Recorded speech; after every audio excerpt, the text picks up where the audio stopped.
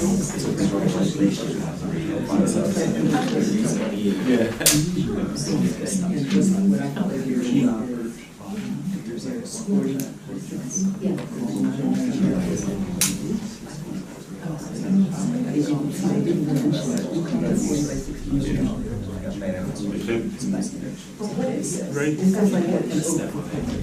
Oh, okay, so that doesn't. We're going to start.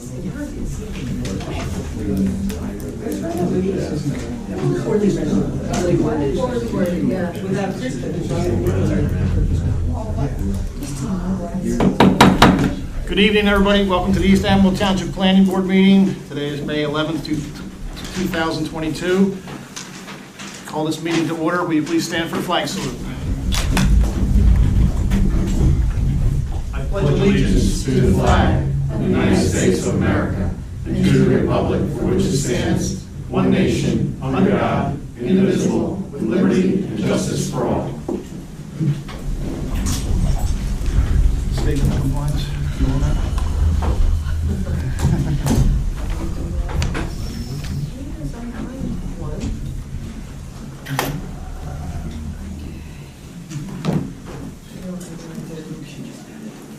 We should add it to the.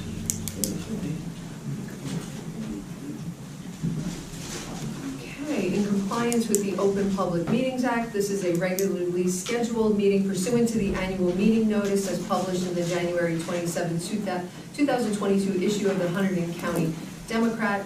A copy of the agenda for this meeting was forwarded to the Hunterdon County Democrat, filed in the Township Clerk's office, and posted on the bulletin board.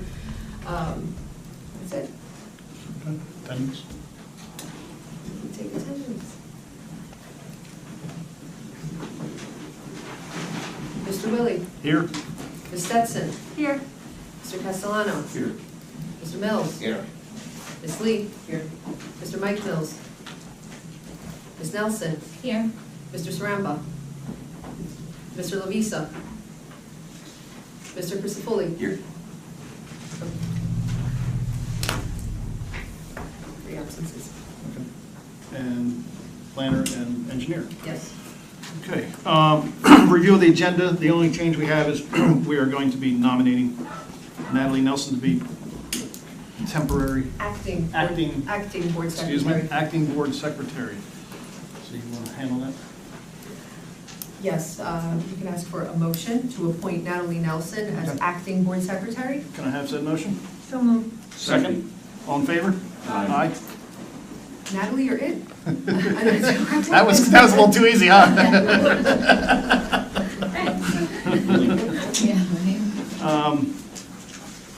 Moving minutes to next month? Yes. Do I need to get a motion to move that?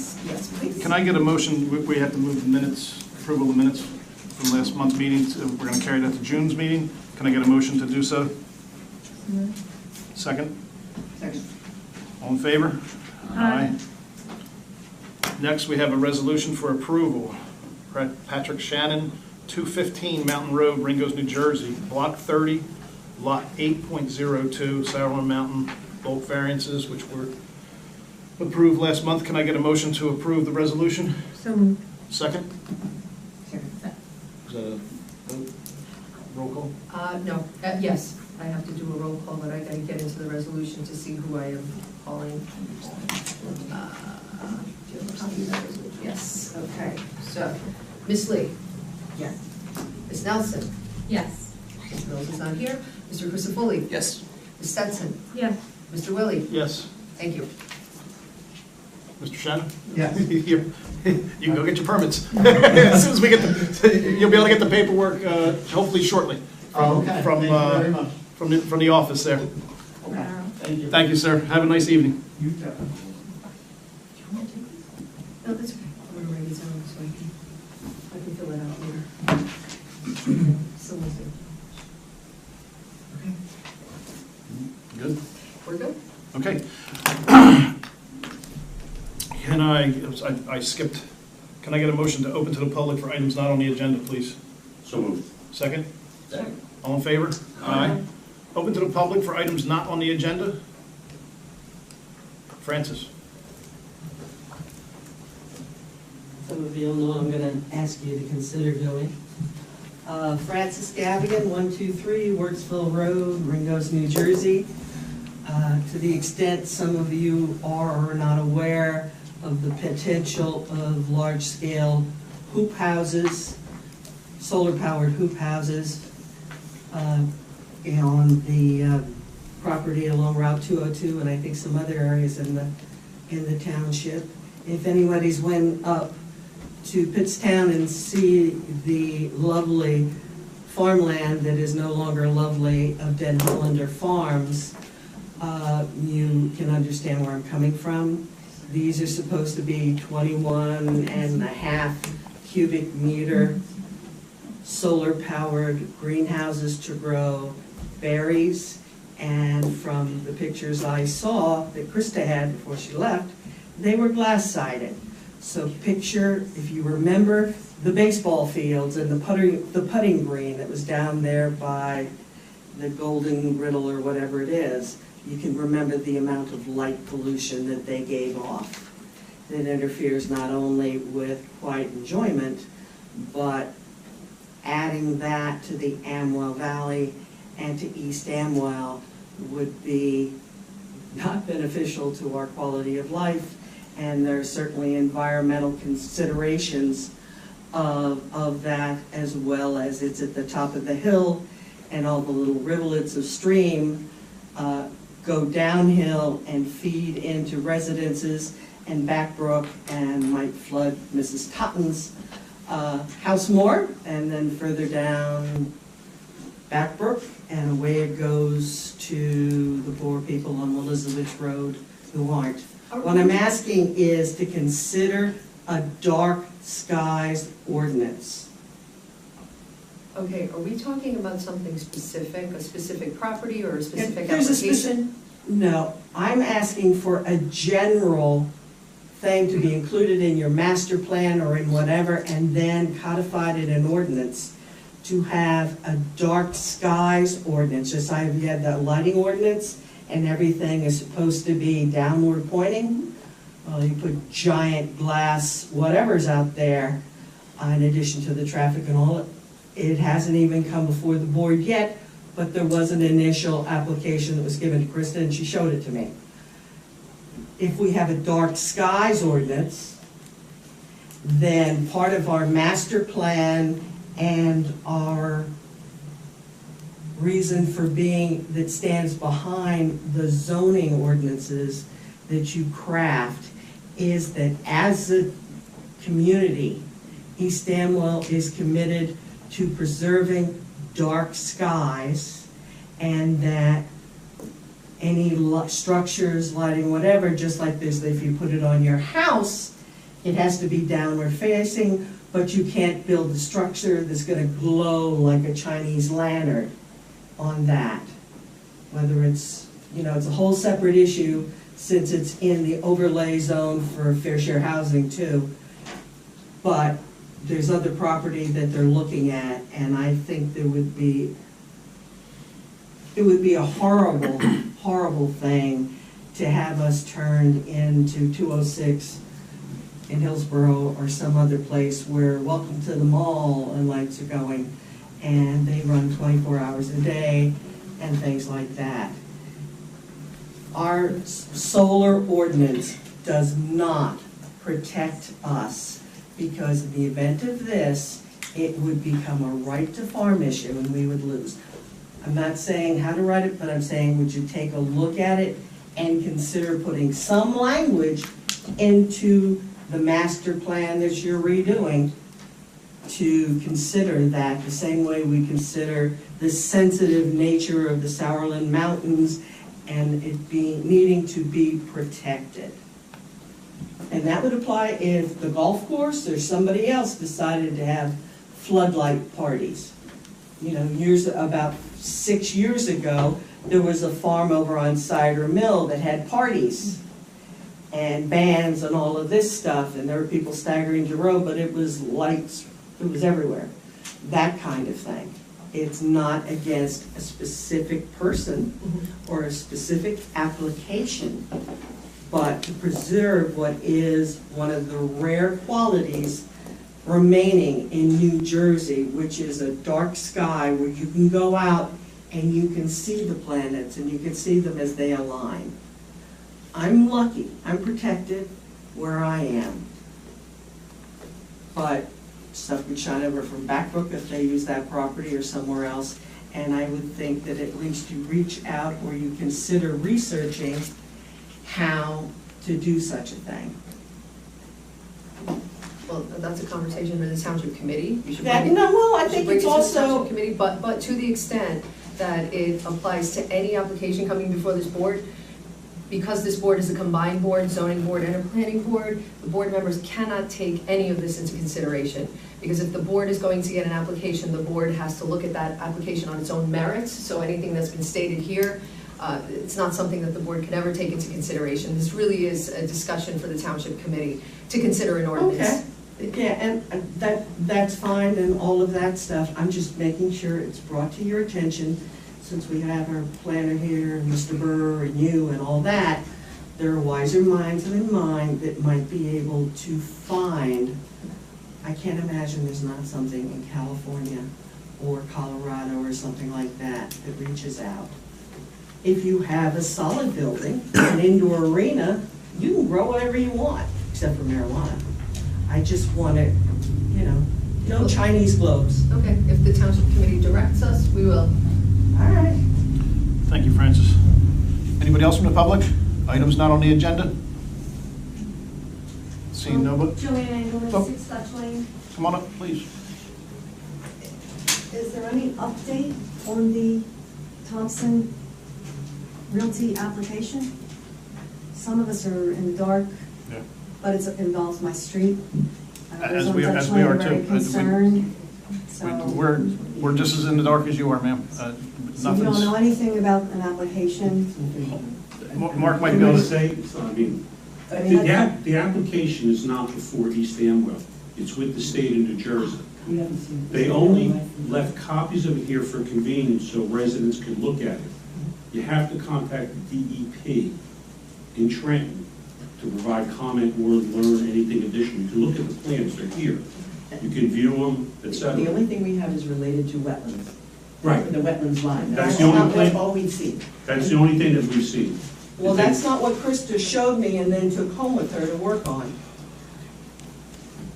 we can't, Francis, I can't speak on whatever happened to Krista. She's not here. I'm not I going can't after run a Krista. board worried about what Krista did. I have enough problems running this board without a zoning officer and without a zoning secretary right now. I don't know what happened to anything that Krista touched, and I can't fret about it because I don't have time. No, and I'm not trying to raise your blood pressure or anything else. You need to check it, I got one of those cups. It's been a bad couple weeks for me too. I just want to let you know that people came in here from Thompson Land, and this predates the letter of intent thing, and they left paperwork along with examples of these greenhouses, and it's here somewhere. Was it an application? Because that's not something. It was, they were going to put in an application, it Okay. was, there was a piece of paper Krista gave me, and there was gonna be maybe June or something like that, and it seems like they then gone, changed the order and wanting the letter of intent from, Of the letter of interpretation from the Right. DEP, they wanted that first. They want an extension of the letter. Oh, okay. Extension. They already got an LOI. Oh, Right, it and has they to just be want one an extension. extension Got of it. the LOI. Okay. But Yolanda, correct me if I'm wrong, we don't have an application, and so we can't have any, we can't make any action about it. No, Okay. not at all. There is no We haven't action. even seen it. No, there's no application, there's no action. And the board should not be considering anything if something is to become an application. Once it does become an application, comes before this board, none of this is relevant. It's whatever the applicant puts on the record, and then whatever, other witnesses, objectors put on the record at that time. I think people Now it's are not- worried that there's gonna be a decision that they're not gonna know about, No, but there's no, no no. decision pending. It's gonna be So- noticed. Not from this board. Not from this board, not from this board. Anyone else from the public? My name is Linda Ramft. I live at 148 Cider Mill Road. Natalie is now our new secretary, Acting. acting. Acting Does this board mean that secretary. minutes will start being posted? I mean, we haven't had anything for the last 2 or 3 months. Yes, well, we are in the process of retaining a permanent board secretary. The municipal land use law allows for the board to choose from amongst its members. So the board has chosen Natalie, who is a board member, to act as an interim, an acting secretary, until we can hire a board administrator who will then also act as board secretary. Okay, but it's, you know, like, one of the things they'll say is read the minutes. Well, I can't, because they're not there. And Right. it hasn't been for a few months. Well, we So- do have the video recordings, so you can watch us all on video. It's a Yeah, lot I of know, fun. I think it's a did it little yesterday. bit boring. I'm sorry, I want it condensed down to 2 pages, not 90 minutes. You want the Cliff You Notes? don't want I apologize, but that's the type of person I am. Thank you very much. Sure. Thank you. Anyone else from the public? Can I get a motion to close to the public, please? So moved. Second? Second. All in favor? Aye. Close to the public. Next on the agenda, jumping back to where I skipped to, new business applications, T-Mobile, 186 Old York Road, East Amwell, Block 18, Lot 18, Amwell Valley Agricultural District, request for site plan waiver. We're out, right? Gentlemen, you're out. Yeah.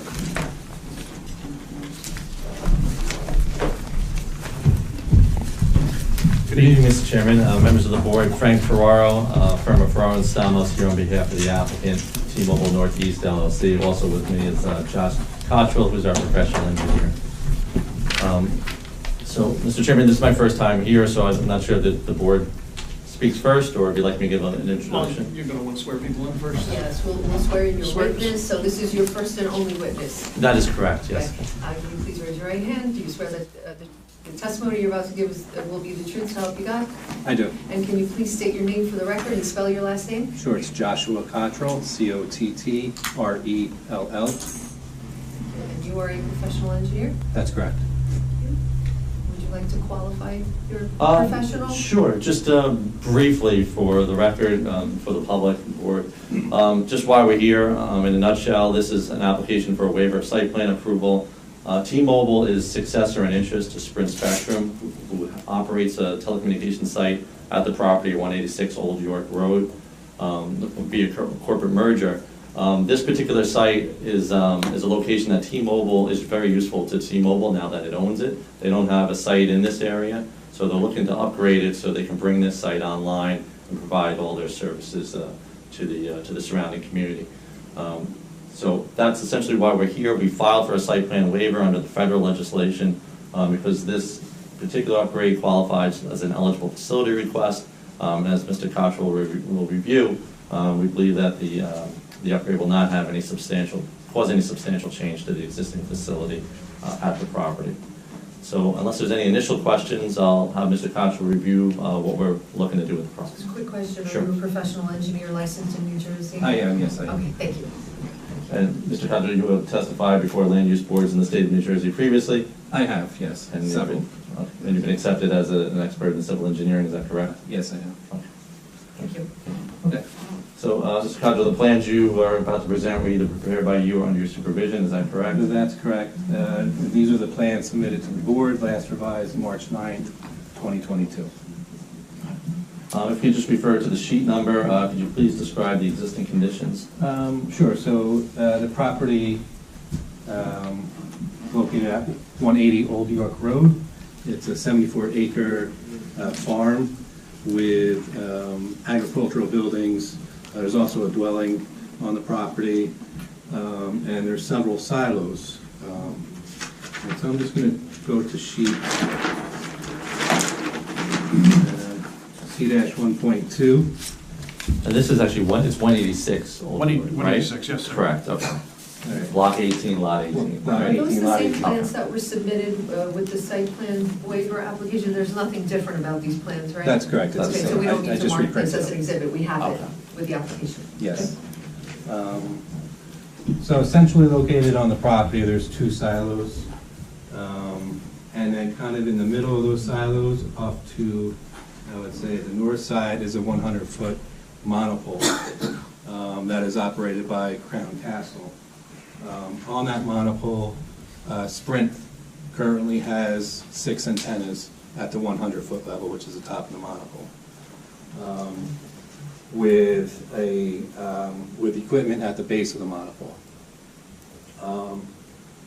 So T-Mobile's coming in and upgrading their site to accommodate, as you know, they acquired Sprint, so Sprint is now T-Mobile. So they're coming in, removing all the Sprint antennas, removing the Sprint equipment, and installing the T-Mobile antennas and T-Mobile equipment at the base. The replacement antennas, currently Sprint has 6, so the 6 are going to be removed. T-Mobile's going to come in and install 9. Same thing at the base of the cabinet. Sprint currently has 2 equipment cabinets at the base of the tower. T-Mobile's going to remove those and come in with their new T-Mobile equipment, 2 cabinets. And that's essentially it. They'll replace the cables. The existing cables will be removed. We'll install a new three hybrid cables, which is low power DC and fiber up to the antennas.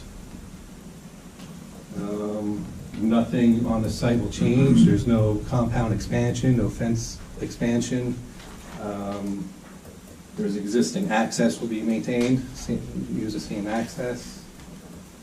Visits, the self-technician visits will not increase. It'll still be once every 4 to 6 weeks. The self-technician will come to the site for routine diagnostics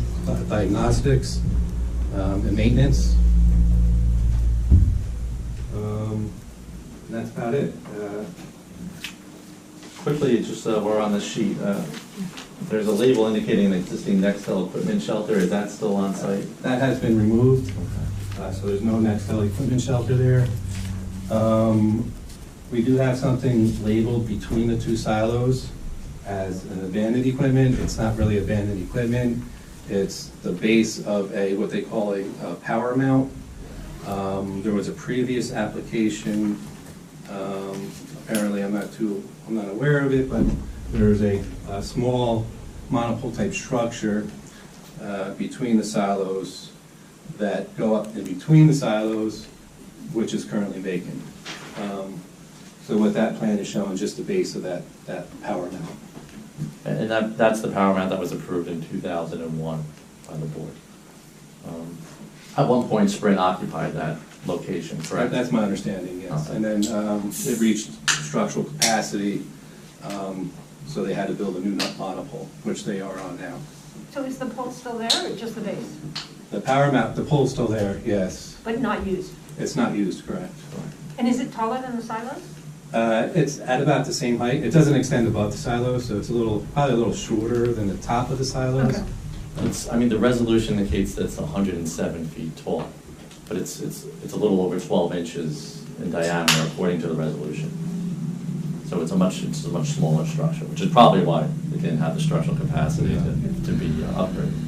So is that gonna remain? That's not gonna be used by? Correct. That is actually scheduled to remain. The interesting part about this site, if I may, just Sure. anecdotally, is this new tower. The monopole location is owned and managed by Crown Castle, it's a tower management company. The existing silos are a different landlord. They're actually the underlying landlord. AT&T still has their antennas on the silo. They deal with the underlying property owner. Sprint, now that's on this monopole, they deal with Crown Castle, who's basically has the tower right. So we actually don't have the authority to remove that power mount at this point, but it is still there, and it is conceivably usable by somebody in the future if necessary. So the 2 silos, are they usable? Are they real silos, or are they the artificial ones that are just antennas inside of them? They were real silos. Yeah, Okay. correct. So you have AT&T up there now on the Okay. silo. Basically, you have 2 carriers there at the property. You got AT&T on the silo. You have Sprint on the existing monopole. Per the records that we pulled, that monopole, the new Sprint monopole, was approved in 2014. So it's been there for about 7 or 8 years. At that time, Sprint was approved for 6 antennas on the monopole.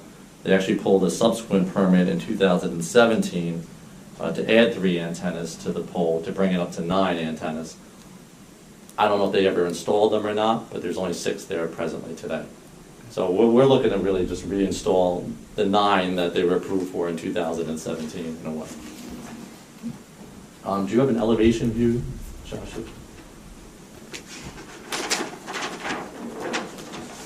So could you just explain the existing conditions and the proposed condition, or in the proposal? Sure, it's, just looking at C-2. If you look at the elevation view, is just a simple elevation of the monopole showing that it's, the monopole's 100 feet. The new T-Mobile antenna will reach a top height of 104 feet. The existing Sprint antenna is at what height? Well, they're going to maintain the center line elevation of 100 feet, but the Sprint antenna currently is 6 feet, so their top antenna right now is 103. T-Mobile's new antenna is 8 feet, so their top antenna is going to be at 104. So it's going to increase by 1 foot. And that's the largest antenna that's being proposed, right? There's only 3 of those? Right, yeah, if you look at the elevation, this is kind of the scale. So you can see the middle antenna is the largest, and the 2 outer antennas are much smaller. And the 3 of the antennas being proposed are actually smaller than the existing Sprint Yeah, antennas, correct? Can you tell me what's the difference between a monopole and a cell tower? They're the same. Oh, okay. Yeah, I mean, cell tower is a more generic term, where monopole is a more specific cylindrical structure. Yeah, cell tower could be a fake tree, it could be a monopine, it could be a number of things. So. And then on the right side of the sheet, on the top, it just shows the existing antenna layout. It shows the 6 antennas. On the bottom portion, it shows the proposed T-Mobile layout with a 9 antenna configuration. And we're utilizing the existing platform, correct? Correct, yep. Correct. So the tower's not getting any wider, No, is that right? That's correct. As you indicated, we're going to have 2 equipment cabinets at the site? Yes. And that's enclosed in a chain link fence. And that's But that's not neutral. that's not expanding, That that's is all not staying? That's all staying. Any new lighting being proposed? No new lighting. There's no generators being proposed. So do you anticipate any difference in the noise levels generated from the site after the upgrade? No, that'll remain unchanged. T-Mobile did submit a structural analysis, is that correct? That's correct. This is a copy of that report dated December 1st, 2021. Correct, yeah. This is in the board's packet too. Yeah.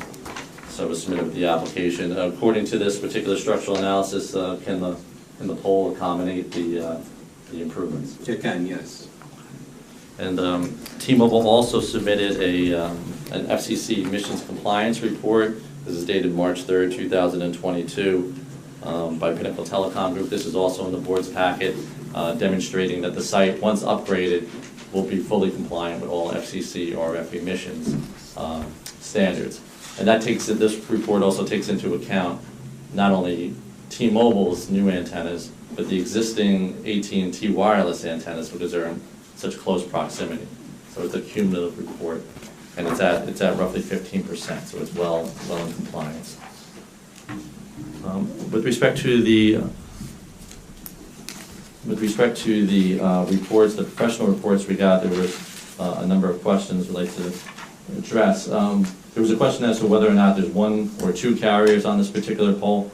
Just there's 1 carrier, correct? There's 1 carrier existing, and yes, and then 1 carrier proposed.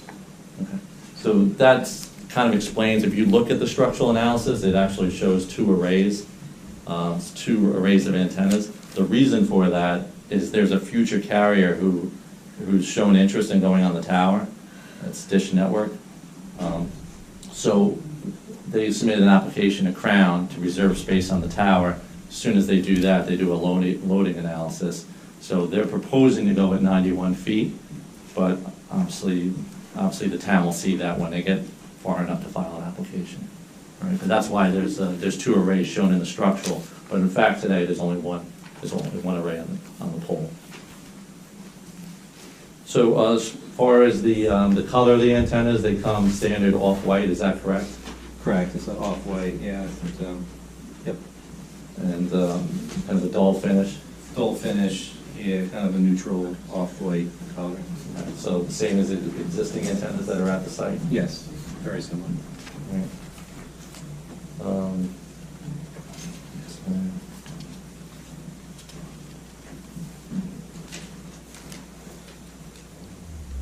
Let's see if we missed anything.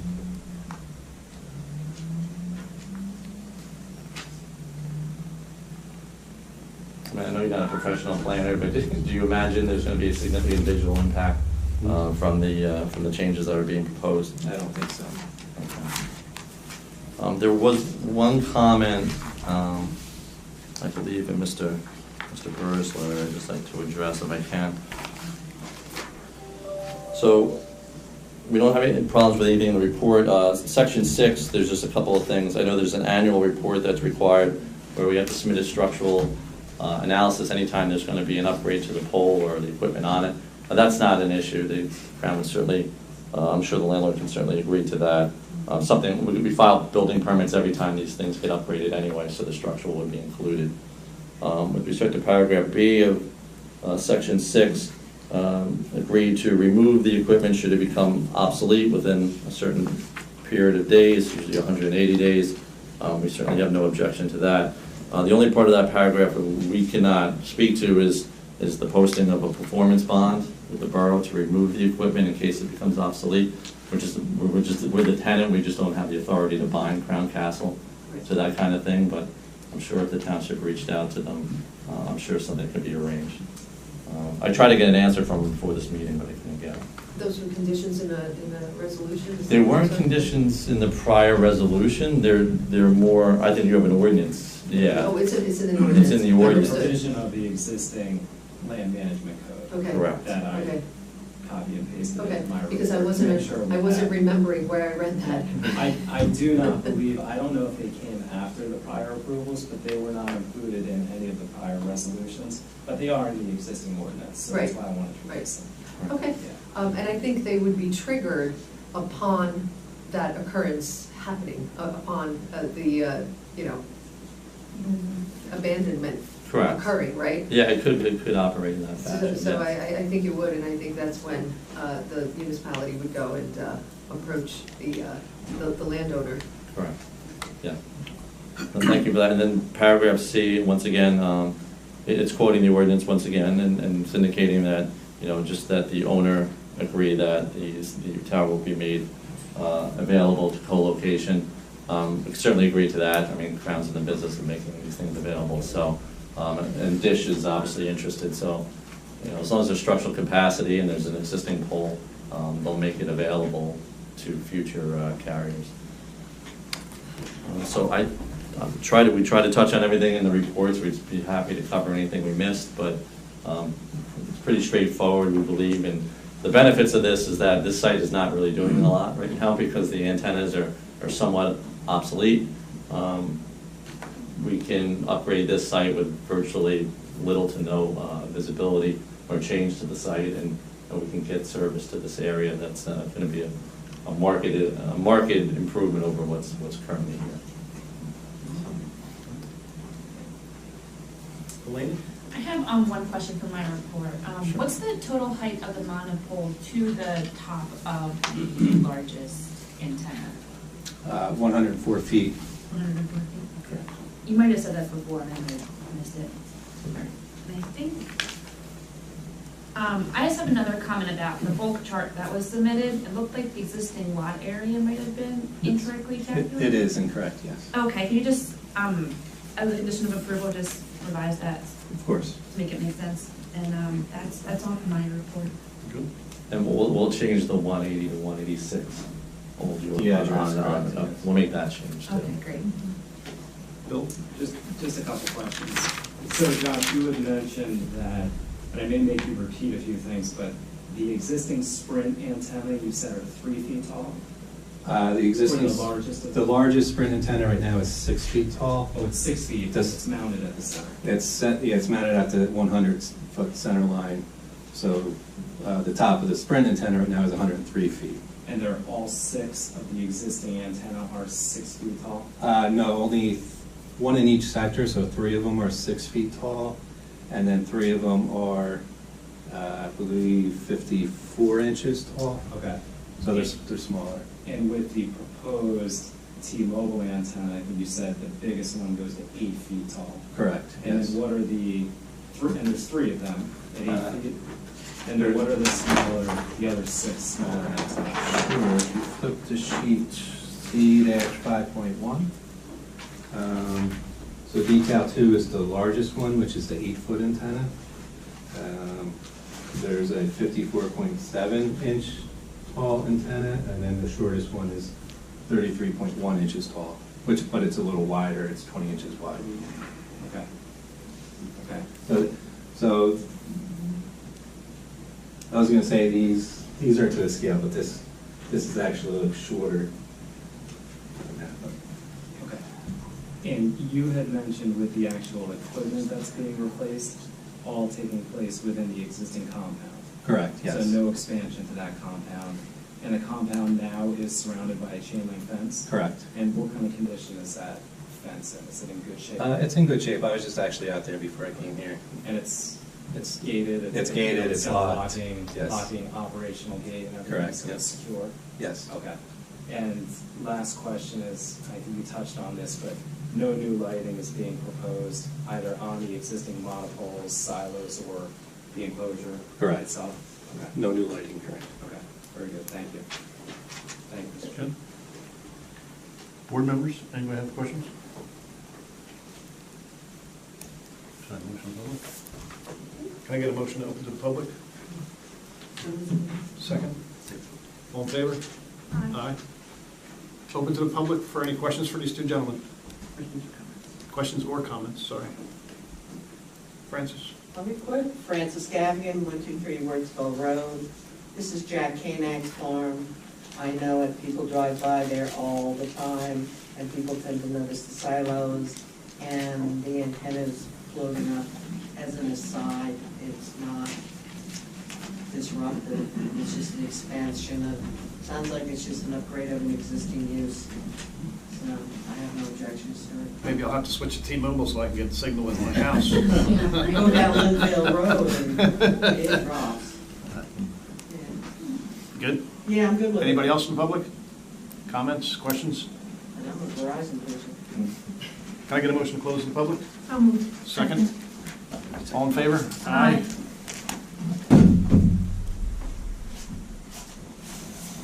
Comments? I drive 15 times a day, and I didn't notice there was a monopole there, so it's not that disruptive at all. Yeah, I thought it was a great thorough presentation. I really have no questions. I can't really see a big change going on. I mean, it's going up an extra foot, you know, Yeah. And how going long from will it 103 to take 104. Change it all. They're usually 30 days max, you know, from, You have T-Mobile now? I would say from the issuance of the building permit, Okay. do 30 to 45 days. 30, 45. I mean, there might be a crane out there for one day to do the top of the antenna work, and that's probably it, just a day to do the antenna work itself. And then there's still work at the ground to do. Yeah.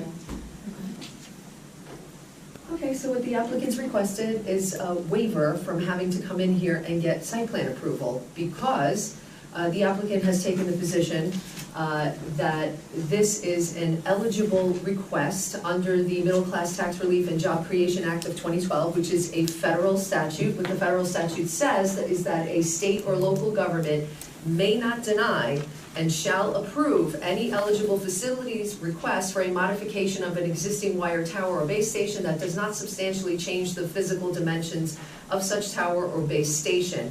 And what an eligible facilities request is either a co-location, a removal, or a replacement of antenna, so that, or any equipment at the base. So what is happening here is, it looks like a replacement and a co-location of 3 additional antenna. All of those are eligible requests under this federal act. So if the board finds that nothing is substantially changing here by this application, the board is entitled to vote right now and to approve this site plan waiver request, which will allow now the applicant to go and get their construction permits without having to return to this board for site plan approval. Thank you. Yes. So can I get a motion for that? I move we approve. Second. Waiver of site plan. Waiver of site plan. All right, roll call. Natalie seconded. Natalie seconded, okay, very good. Mr. Willie? Yes. Ms. Stetson? Yes. Mr. Christofouli? Ms. Nelson? Yes. Ms. Lee? Okay. Thank you all very much. Thank you, gentlemen. Have a good Appreciate it. You too.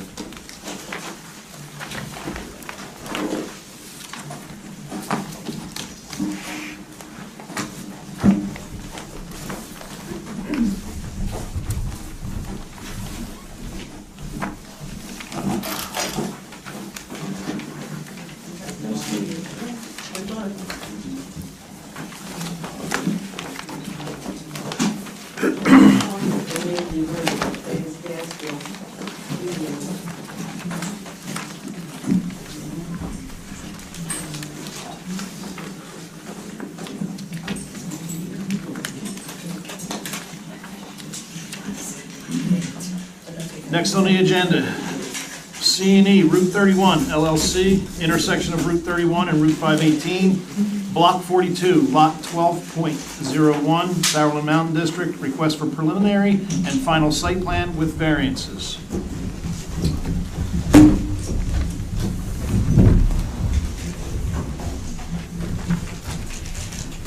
Good evening. I am Anthony Rotuno, the law office of Kaczynski and Rotuno, Flemington, appearing on behalf of the applicant C&E LLC. Representing C&E LLC this evening is its managing member, Doug Stryker, who is standing to my right. We will also have two other witnesses this evening, George Folk, professional engineer, and John Leoncavallo, who is a professional planner. Thank you, and before we get started, Mr. Chairman, the applicant has provided proper notice. The board has jurisdiction over this Thank you, application. May I give an opening statement? You may. Thank you. This is essentially a dovetail of an application that had previously been approved by this board for a D1 variance, the use variance. That occurred approximately 4 years ago, and we are here this evening to discuss with this board the proposed development based upon that use variance. Our vision for the property is that there will be a commercial space on the first floor, 2 commercial spaces, and on the second floor, there will be 2 residential spaces. We have prepared and offered to the board a number of plans. The plans have not changed from the documents that were submitted to you, so I would ask that we not mark those as an exhibit. Whatever is convenient for the board and your usual procedure. So we will, so those, how many sheets are in that set? 8. 8 sheets? So we'll mark the whole thing as A1 if that makes sense. That's fine. Is that okay? And can you give me the title of those plans? Title block.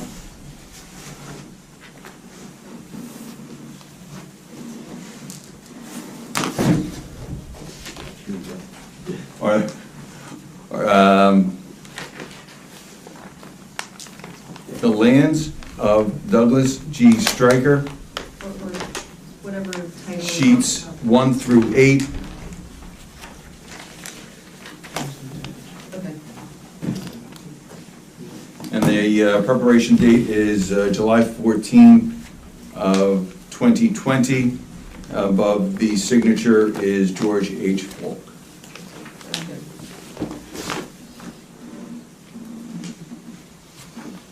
So we will call it site plan set entitled The Lands of Douglas L. Stryker, July 14th, 2020, consisting of 8 sheets. Colorized. Is there a revision date on those plans? Yes.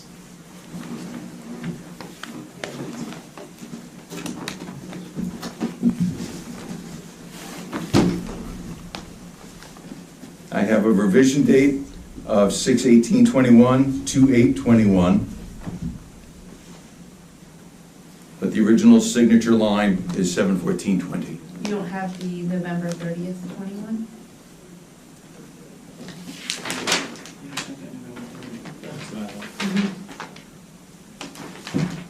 That's not clipped to this.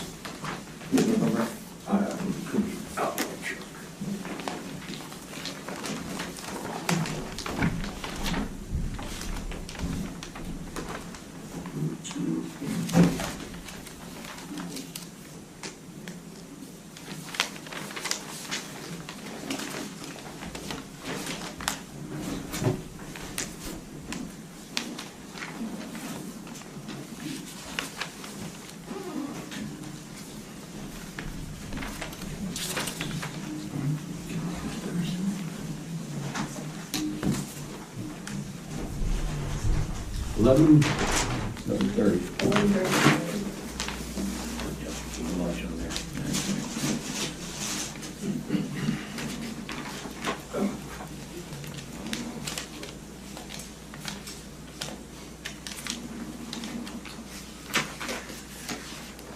And that is the final revision? And you said that's what was submitted, so that's the 8 sheets we're talking about? Yes. What is that exhibit right here that's colorized? This is a rendering of the site. We haven't marked that. I see. Okay, so if that hasn't changed, we really don't need to mark it, but we've already marked it, let's mark it, so this will be A2. Okay. That'll be A2.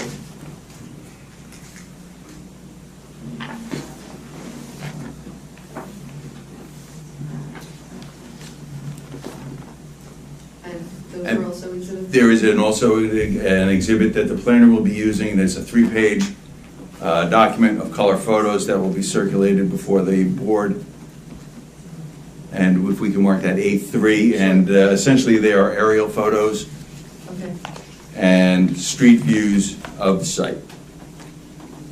Are they dated? Can we date them today's date? Yes. Okay, thank you.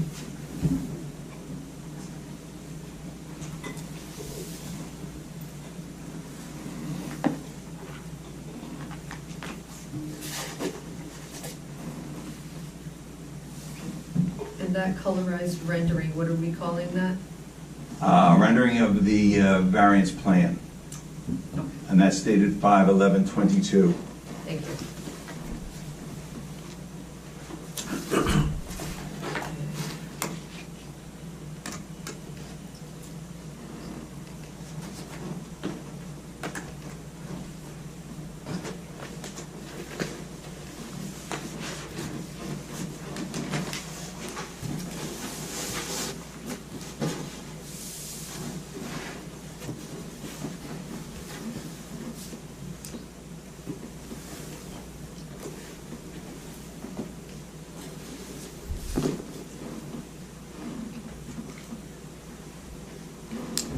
May we swear the witnesses all in at once? Sure, and before we get started, this is a site plan application that has been made to the board, but because the board, this was a bifurcated application first, the applicant requested a use variance, which was granted, so the zoning board of adjustment retains jurisdiction. So while you are reviewing this application, you are acting as a zoning board of adjustment, and you have to keep in mind that the applicant will still have to prove the negative criteria in order for the board to grant this site plan approval. So the applicant will have to demonstrate that the variance can be granted without substantial detriment to the public good and without substantially impairing the intent and purpose of the zone plan and the zoning ordinance. So keep that in mind as we move forward.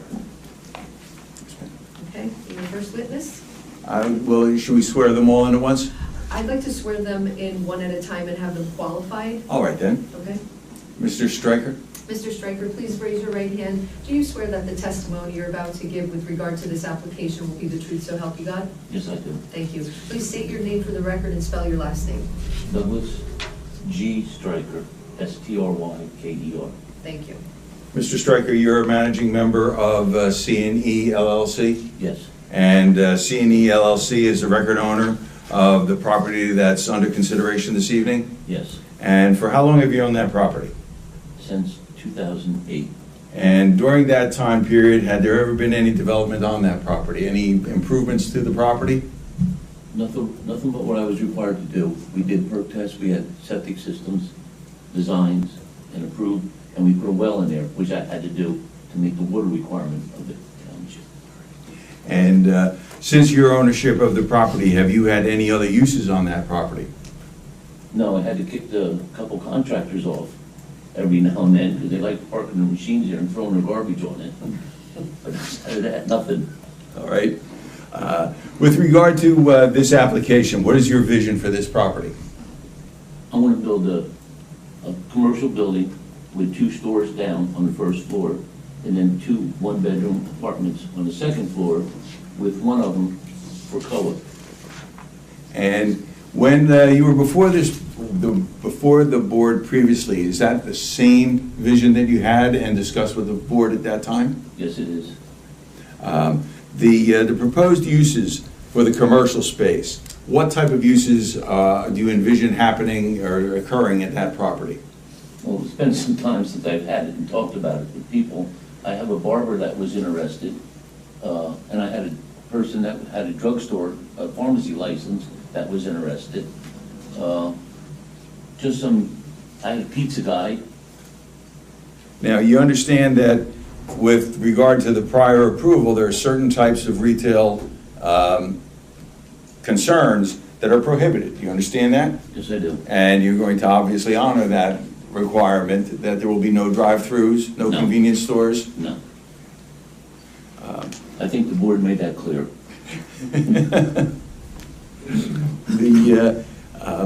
In connection with the application, you've hired certain professionals, correct? That is correct. And the professional engineer that you've hired is with Mr. Steyer's firm, and it's George Falk? Yes, it is.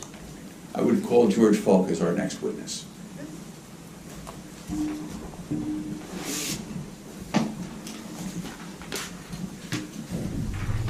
Falk, do you swear that the testimony you're about to give with regard to this application will be the truth, so help you God? Yes. Please state your name for the record, spell your last name. George H. Folk, F-O-L-K. Thank you. Mr. Falk, by whom are you employed? David Steyer's Associates in Bridgewater Township, And what is your position with David Steyer's? Vice President. And do you have any professional qualifications? Licensed engineer in the state of New Jersey, current, and a licensed planner in the state of New Jersey. And your licenses are current? Yes. And for how long have you been licensed as a professional engineer? 33 years. And have you previously been qualified as an expert in, before any land use board, in any superior court proceeding in the state of New Jersey? Yes, I have. And how frequently have you testified as an expert in land use, before land use boards as a professional engineer, approximately? Currently, it's once a week. Have you ever testified in front of this board before as a professional engineer? No, I have not. I would offer Mr. Falk as an expert and a professional engineer. Thank you. Mr. Falk, with regard to the application that's before the board this evening, did you have an opportunity to review the land use requirements as are dictated by East Amwell Township? Yes. And in accord with the land use regulations, did you also have an opportunity to review the master plan as well as any supplements or corrections or additions to that master plan? I did not review the master plan. Did you have an opportunity, after reviewing the development ordinances, to consult with Mr.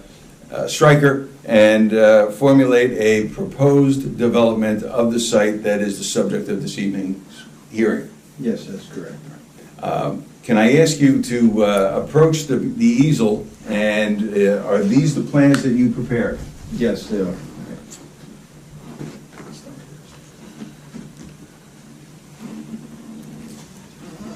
Yes, they are. And that is what I'm referring to as A1.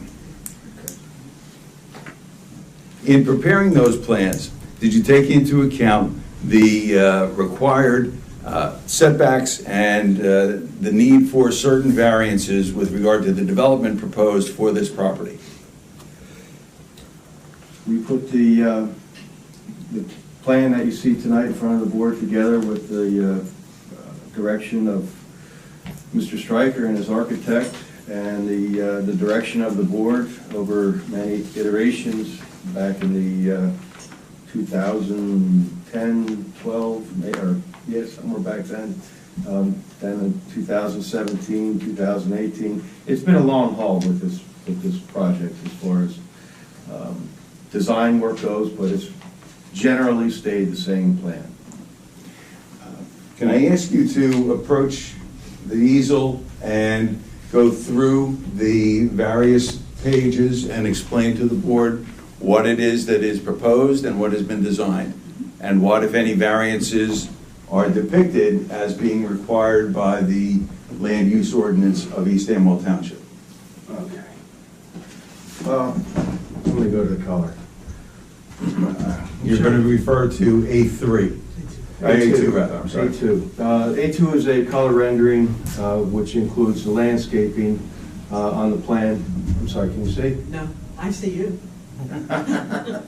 That's on purpose.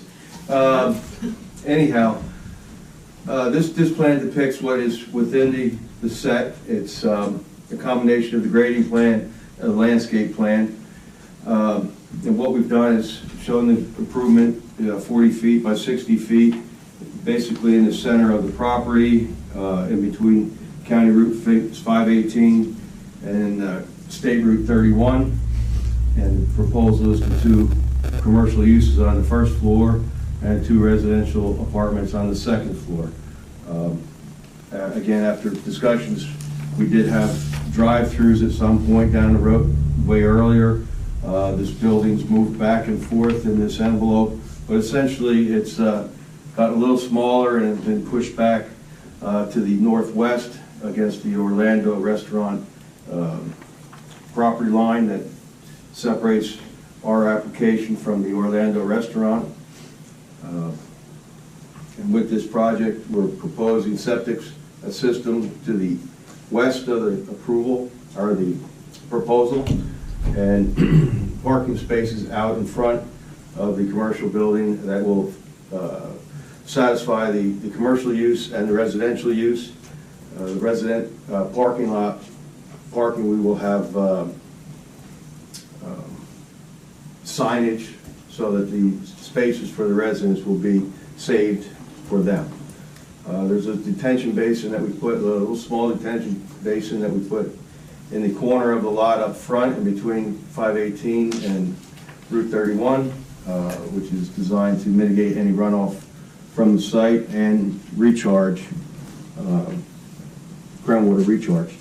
The project is a minor site development. It's not a major development, doesn't require the stormwater management facilities that would be required for a major project, but with this minor development, it's less than 1 acre of disturbance, and we're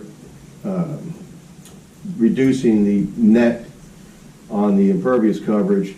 We've gone ahead and done drainage improvements that would be similar to a major development, and the reason for that is just to be a good project that respects the stormwater in the area and the road network. So we're over mitigating and overcompensating for any runoff from the project. The site is designed that the entrance to the commercial is in the center of the building, and then the parking lot grades off to the east and to the west, and then inlets in the corner of the parking lot pick up the stormwater and feed it to the detention basin. Roof drains will be collected from the commercial property and piped also to the detention basin. So as far as any kind of icing over the parking lot from roof runoff, we've mitigated that to the best of our ability. There's a well out front that will serve the property, and there's the septic systems designed for the improvement. They've been submitted to the Hunterdon County Board of Health, and they've been approved. Landscaping on the site pretty substantial. We've added a lot of trees where we've had to take some of the older trees that were, well, not really older trees, but the trees that are existing there now. I think there's 21 that need to come down. They're mostly cedar or white pine, and we're replacing them with species that are ornamental or oak or maple, a hardy deciduous tree. Are those species that are native to New Jersey? For the most part, yes, I believe they are. I'm not a landscape architect, but we've asked our architect to do that, and I believe he complies. Access to the site from 31 is a right-in only. There'll be no right-out. I know that the past resolution for the bifurcated variance allowed a right-out, but we're just showing a right-in. So there'll be no exit onto Route 31 from this project. The exit will be onto 518, and this intersection here, as everyone knows, is a light, so the ability for someone to come back out and go either direction from the project is very convenient. The trash removal and recycling, Mr. Stryker has talked with private carters. They can come down 31, they can access the dumpster with a front loader machine, and then it go right out on the 518, either go east or west, or north and south on Route 31. The dumpster is designed to be screened. We'll have a gate, a fence, and a gate, and it will contain recycling and dumpster, trash. The lighting for the site is in keeping with the township's ordinance. It's complies for the most part. Where it doesn't comply is at the entrance onto 31 or onto 518, and the light that goes over the imaginary boundary of the property line is very slight, but I feel that's needed for safety purposes at your intersection of your driveways with the county road or the state highway. If you want, I can go into the borough engineers or the township engineers' comments. Yes, please. And the variances, I'll say for the planner. Looking at May 10th, 2022, unless somebody's got a question with the rendering, I could answer real quick. Somebody had any questions? No, we're good. Continue. Okay. I mean, if it wasn't clear, everybody knows that intersection, right? Okay. Again, the property is slightly over 1 acre. With the county, we had to dedicate a small piece of the county Route 518 for their requirements for the right-of-way. So I think that was 560 square feet, something like that. It wasn't a very big sliver, but it was a little reduction in the overall property size. And that goes into the FAR. There's a question from the FAR, how we went from 10.5% to 10.7%. Yes, part of that is because of the taking of the dedication from the county, so our net number got smaller, made our floor area ratio a little larger. But also, I'm not sure, because I'm not an architect, but the architect increased the building by 4 inches in width. I don't know why. He's not here tonight, I'm sorry. But that 4 inches over the 60 feet added a little bit to the 10.5. So it was the dedication to the county and the 4 inches. Again, I don't know the answer for the 4 inches, but if that is an issue, we can have him erase the 4 inches off or reduce it somewhat more. Mr. Folk, for the benefit of the board that wasn't present for the D1 application, could you explain the 10.5, what you're referring to? The 10.5 was what was approved for the resolution on the bifurcated application. Thank you. Okay, moving on to the Township Engineer's letter, May 10th, 2022. I'm sorry, you have a question? No, not a question. This is probably more of an issue for the attorney on the application. if the the approved floor area ratio was 10.5, and we're coming in now with a 10.7, regardless of why that's happening, the board had a reason for limiting it to 10.5.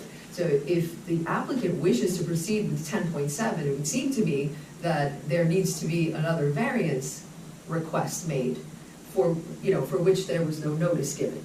So if you would like to comply, to continue to comply with what was granted in the first approval, then this board can condition any approval on that building not exceeding the 10.5 floor area ratio. After speaking with Mr. Stryker, we believe that's probably the best way to go. Right. Rather than asking for an additional variance Yes. to get to 10.7, correct? Okay. Yes, thank you. Okay. Okay. And how much would you say of an increase creates that 10.7? In other words, how many square feet? Approximately. 40? About 40. So how much would you have to reduce that building? The reason I'm Maybe asking, 8 I have to inches in write this width? resolution. I'm sorry? Maybe 8 inches in About width? 8 inches in width, Yeah. over a 60-foot Yes. span. Yeah. I'm just guessing, but I would say somewhere, maybe a foot, it could be a foot. We can figure that. I mean, that's something that can be provided after the fact. Yes. Right. I just want the board to, to hear that testimony to ensure that it's going to be feasible, that we're not cutting Oh, yeah. off so Oh, much of this building that, No, it's de minimis, okay. yeah.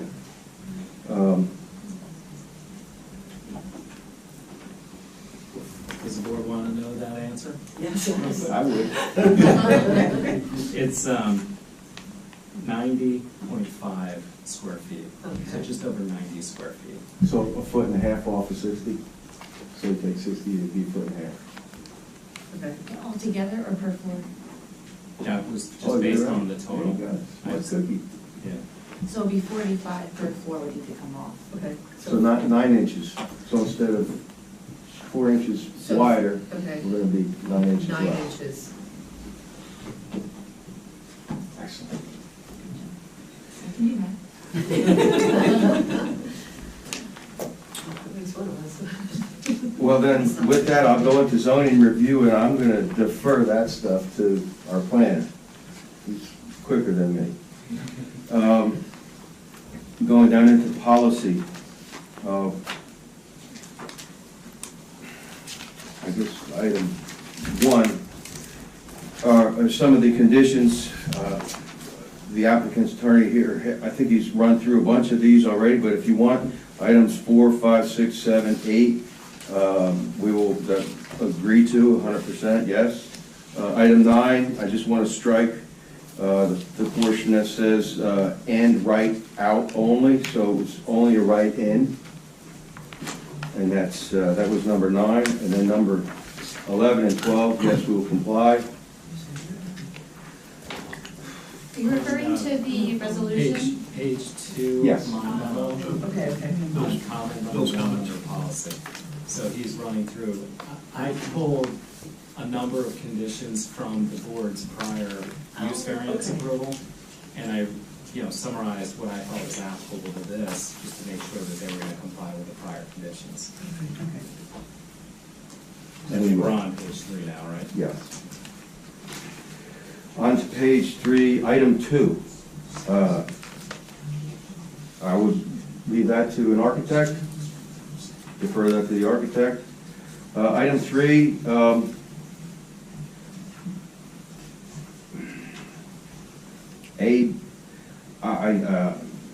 description of proposed uses, I would just put on the record that we will comply with the bifurcated resolution and the items that were listed there.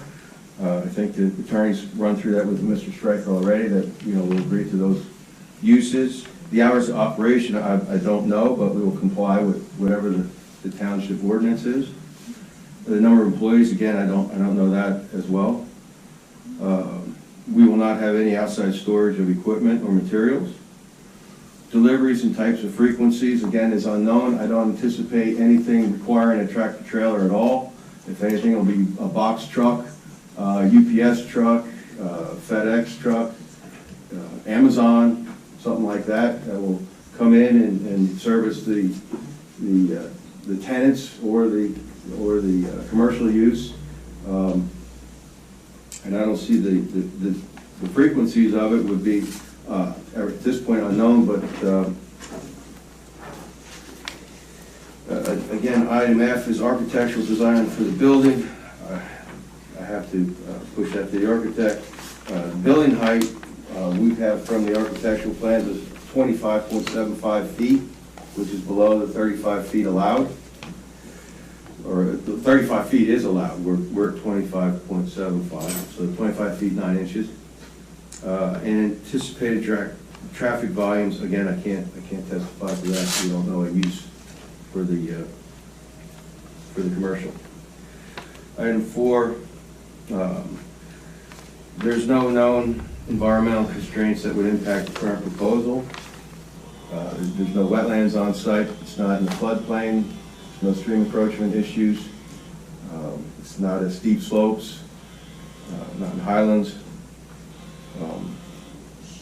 We do have to get DNR canal approval, so, subject to the outcome of this application, that will be a permit that we will be required to get, as well as the DOT. The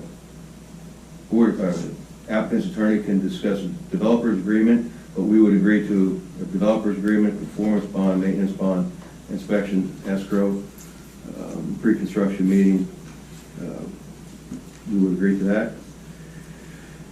And the outside review agencies, again, the planning board, we've been reviewed by them, and we have a letter from them agreeing with the property, or agreeing to the project. Hunterdon County Soil, we will get approval from them.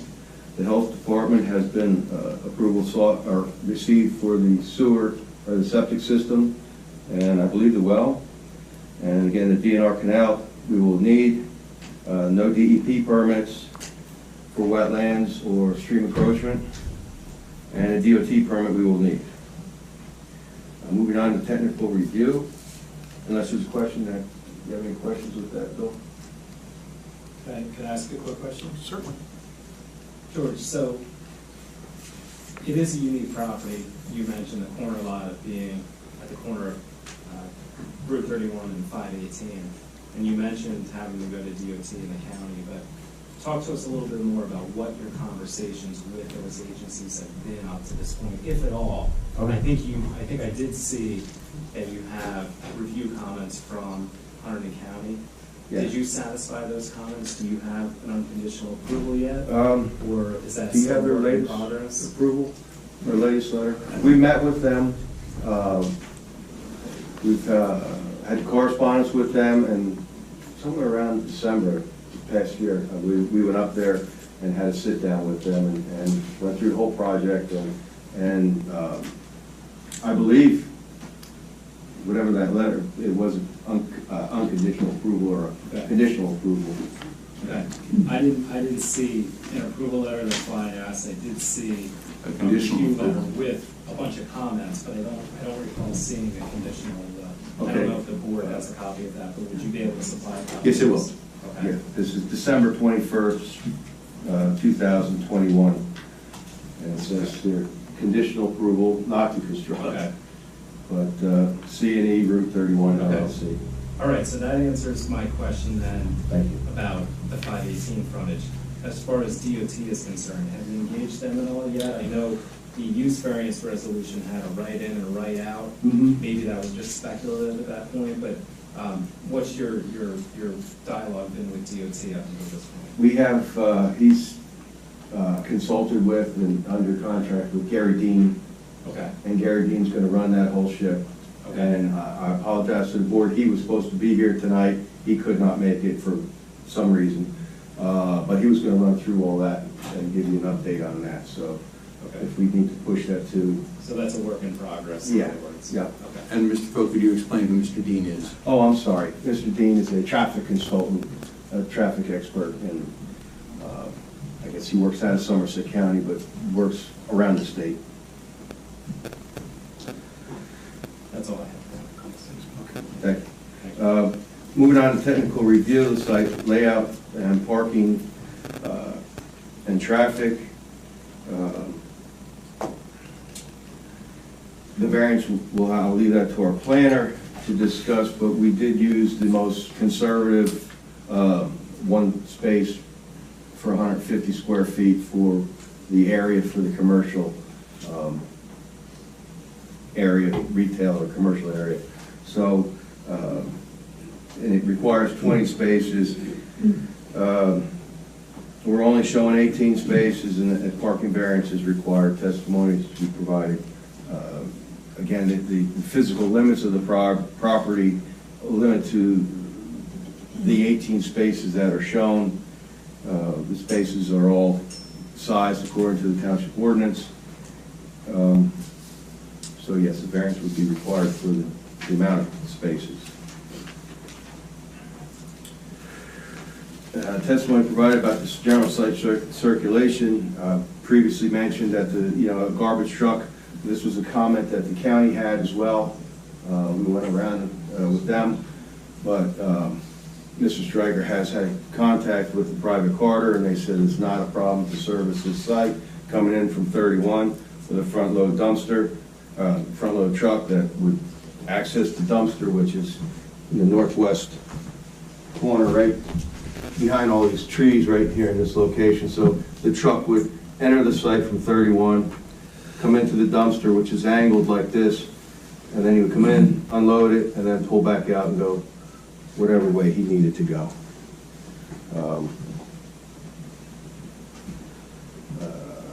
Stated before, we'll have designated parking spaces for residents.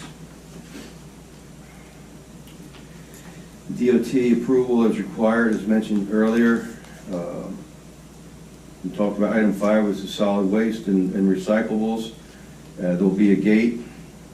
I can show you a turn template, revised plans, and the dumpster will have a board-on-board fence around it with a board-on-board fence or a gate to screen it. And we pretty much landscaped it so you won't see it, the fence. The loading we talked about, be off-peak, whenever that would be for the business uses, early morning or 9 o'clock in the morning, sometime around there when it's an off-peak air time. No tractor trailers. We don't envision tractor trailers needing to access these small commercial uses. The traffic impact statement, there was one prepared for the project. I'm not sure how you didn't have that, but again, Mr. Dean from Dolan and Dean can provide testimony if the board requires that as far as the potential traffic impacts or traffic safety concerns. And then the item 9, which is the driveways for DOT and the County Route 518. The county, their comments were for our access onto 518 was making sure that we had a clear sight triangle, and they were satisfied with what we had shown for a sight triangle. We have it on the plan, shows the sight triangle. Moving on to grading and drainage utilities. Again, the site comes from the north to the south, about a 3-4% slope existing today. In this direction. And we're maintaining that slope throughout the site and draining it into the detention basin that we're showing here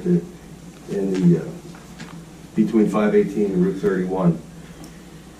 The slopes all on site for pedestrian or traffic are all 2% for sidewalks or 5% maximum for the parking lot. And again, we'll grade everything so that it's similar to what you see out there today, except there'll be an improvement, a nice little building for whatever knick-knack shop or something. The site was, over time, years ago, used for overflow parking from was it the Brass Ring or something? What used to be? It was the Brass Ring, yeah. Yeah, for the restaurant to the west, I guess, of the site. Then tractor trailers would park in this on this site, and beyond that, when Route 31 was reconstructed in this location, this property was used as a staging area for a lot of their construction equipment. So the site was used previously for staging areas for DOT workers and overflow parking for the Brass Ring. Item 2, additional design details as part of the elevations. We'll provide that. Item 3, we'll provide additional spot elevations also. Item 4 is this proposed stormwater management. Again, the idea is to collect the water from the parking lot and the building and pipe it with a piping situation into the detention basin. The detention basin is going to act as a sand filter for the bottom, and then the outlet structure is designed such that the water quality storm will sit in there and then percolate out, and then any storms above the water quality storm will be attenuated with the outlet structure and then tied into the DOT drainage system that's at the corner of 518 and Route 31. Again, this is going to require a DOT permit. They'll review all that stuff. It's going to require a DNR canal approval. They're going to review everything. So I've tried to hit all those bases as we did the design, so the whiplash isn't so bad. Moving on to item 5, discuss the gravel that was there previous. When we started this project back in 2008, I guess, I don't remember, was it 2005? When was that reconstructed? I don't really remember the date when 518 and 31 were redone. But when we got out there in 2008 and began our survey work for the proposal, the impervious coverage was pretty obvious, the stone areas on our site, and that's what we picked up on our topography maps.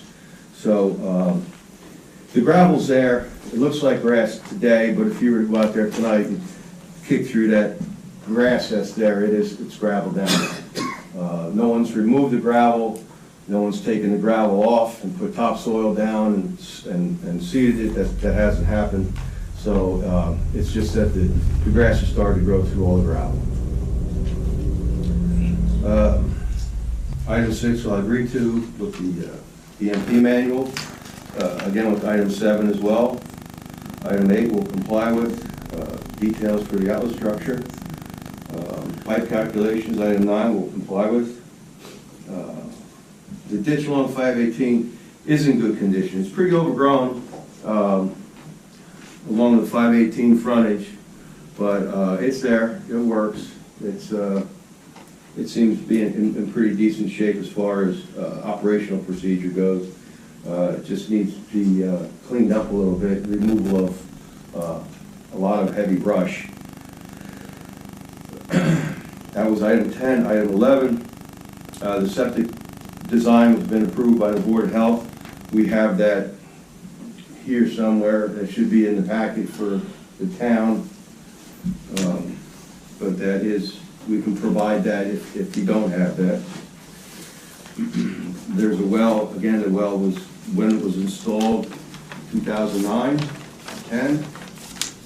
I don't remember the exact date on that.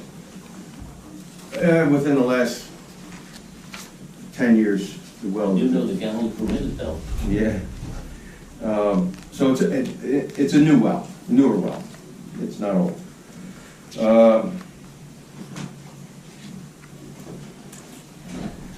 And the applicant shall indicate how fire water will be supplied for the project. I will defer that question to the architect. There was some discussion about it, how he was going to supply sprinklers or no sprinklers, and there's size of the building and occupancy rates and stuff that's above my pay grade, so I leave that to an architect. Landscape and lighting, item 1, defer to the board planner. I'll get to her comments next. The lights will be full cutoff style. There will be no light pollution on the adjacent roadways or properties. Our lighting plan as part of the set confirms that. Again, I'll ask for a slight waiver for the driveways where there's a little bit of light spillage in the driveway locations. It's 0.3 foot candles or something to that effect, at 0.5, which is de minimis. But again, for safety reasons, you want your driveways to be a little bit more illuminated than not. And then security lighting. The lights will be shut off an hour after the commercial is shut down, but then there'll be security lighting and for the residents there overnight. So whatever the BOPA code requirements are for residential lighting at their entrances, and we will have a light for security for the building, and maybe one light will be left on that illuminates so people can see at night a little bit. Moving on to general and miscellaneous. Item 1 is the site signage. That was part of the architect's supposed to be plans. I haven't seen the site signage.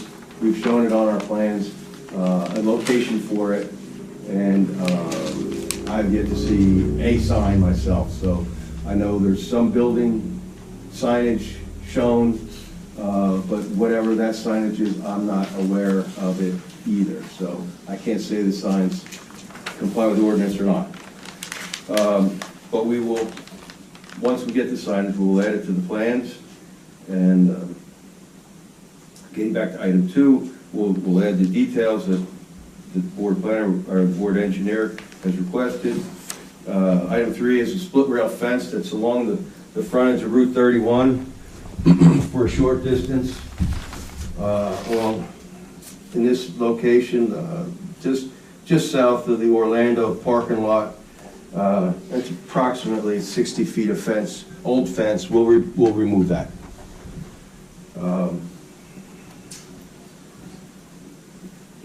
Item 4, construction details for sidewalk will revise.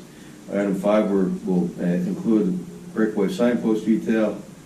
And item 7, the perennial planting bed, that got on there somehow, I don't know, but it will be removed because it's not part of the application. And that's the board engineer's comments. If you want to have comment or discussion on them, or I can move on to the planner. Anybody have questions as far as that? No, continue Okay. with the... All right, this is May 11th, 2022 from your board planner, Ms. Gable. And for the first sheet, second sheet, third sheet of 12, and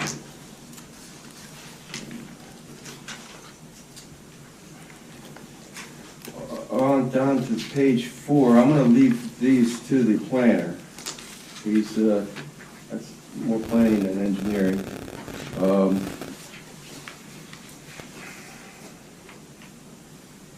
Unless he sees something in those that he wants me to put further testimony on, I will do that during his presentation. Down in the middle of the page, on page 4 of 12, they review the application in case the following design waivers are required. The mounting height of an outdoor fixture, where the mounting height of the outdoor fixture is required to be 25 feet, or the height of the building roof line, which is less, or whichever is less, and a mounting height of 18 is proposed where a roof line is approximately 10 feet. I'd like to make that a clarification. Is that the roof line of... I've interpreted it as the roof line, like where the roof line begins, not so much the peak of the building. It's not the building height, it's the roof line. Okay. So because Sure. it's kind of like a Mhm. Cape Cod type of building, the roof line is technically 10 feet, so. Okay. while I it's wasn't sure, if that's the ordinance, I wasn't sure, I couldn't see that in the ordinance, so, I guess a design waiver for that will be, requested. The lights are, the cutoff, the fixture itself is 18 feet. Then there's the fixture itself is maybe 3 feet tall, and then they've got a little funky pole that sticks up a little further, which, if the board wants, we can revise the whole fixture to something different. But I think the overall is less than 25 feet for the pole that we show right now. George, how many light poles are there? I believe there's 3 of them. There's one here, one at each of the driveways, so.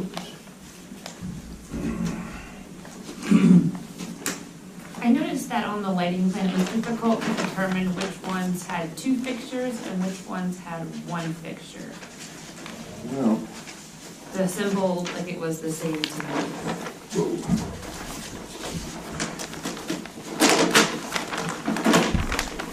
you're looking at page 4 of 8, lighting plan. We have a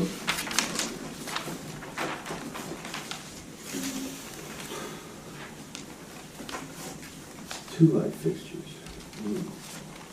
Now, the lights that we show are one here in the northeast corner of the parking lot, one across the parking lot on the northwest side, adjacent to the dumpster, and then third light directly across from the main entrance of the building.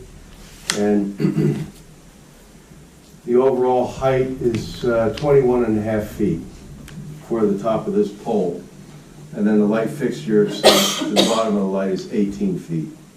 And I don't see 2 lights. What do you mean 2 lights on? So if you look at the top where it's scrolled up, Yeah. so it looks like that there's, based upon that chart, is that showing that there's some poles that have 2 light fixtures on it?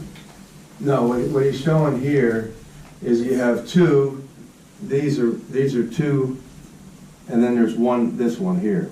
This is a 1A, and then this is a 2B and a 3B. So you have 2 Bs and 1A.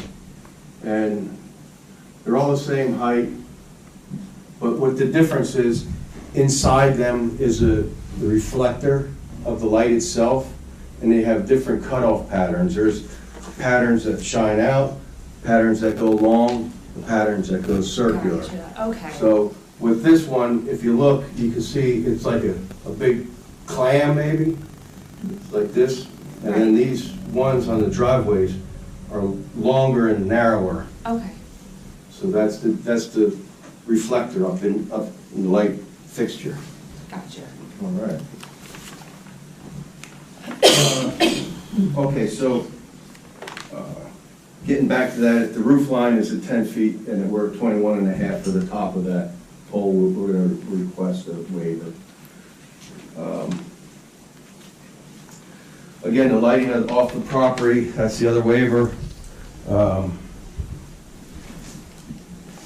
You have this over here, 0.6, 0.2, 0.3, 0.8, and that's in the driveway. And over here, I guess here's the property line, you have 0.2, 0.2, 0.5, 0.7, 0.4. So these are the lighting in the intersections for the driveways, and they're not that's still not very bright, but it is over the line. The third waiver, design waiver request, lots of frontage on 2 streets and shall have access to the street with a lower traffic function where the applicant is proposing access to the site from 31 and 518. I'll defer that to our project attorney and the previous resolution of approval. We kind of dovetailed this to follow that. Moving on to the planning comments, again, item 1, I I'm gonna, in item 2, I'm gonna defer that to our planner. Going down on page 5 of 12 to item 3, which is operations.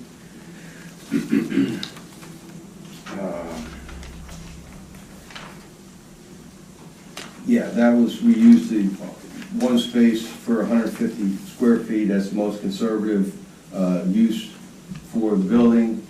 If someone's less or you know, a less intense use, the parking, we think the parking is adequate for this development. We don't want to be over parked. I know impervious coverage is you know, a thing that you want to minimize to the greatest extent possible. And we're trying to do that with, I think, a de minimis variance for the parking request there. Item 4 is the hours and the number of employees and the hours of operation. That's unknown at this point.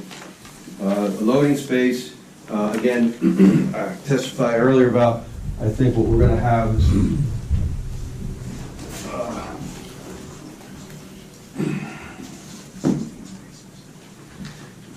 smaller deliveries that would come in off of 31, park in the front, go in the front door of 4 of the apartments, and then they take off.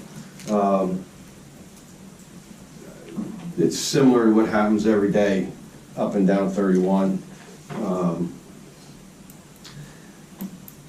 It's just, I do not see a tractor trailer coming into this site for, there's not that kind of a use that's going to be put in here that would require a tractor trailer. So I think the loading zone is just temporary, you know, 5 minutes if that. Truck comes, unloads their goods, and then they move on. Snow removal, it's going to be private charter or private operation. That's a hard thing. I know it's springtime now, and we usually get these questions in December, but you know, it's a temporary thing. But I'm sure Mr. Stryker's going to want to have everybody happy, the tenants happy, the residents happy. So you know, if there's a reason that it has to be removed, it can be removed, but it would be, you know, put in a location where it's going to be least conspicuous and least in the way. So so addressing the snow removal, again, will be just a private matter, and any complaints from the tenants or the residents, I'm sure Mr. Stryker will address.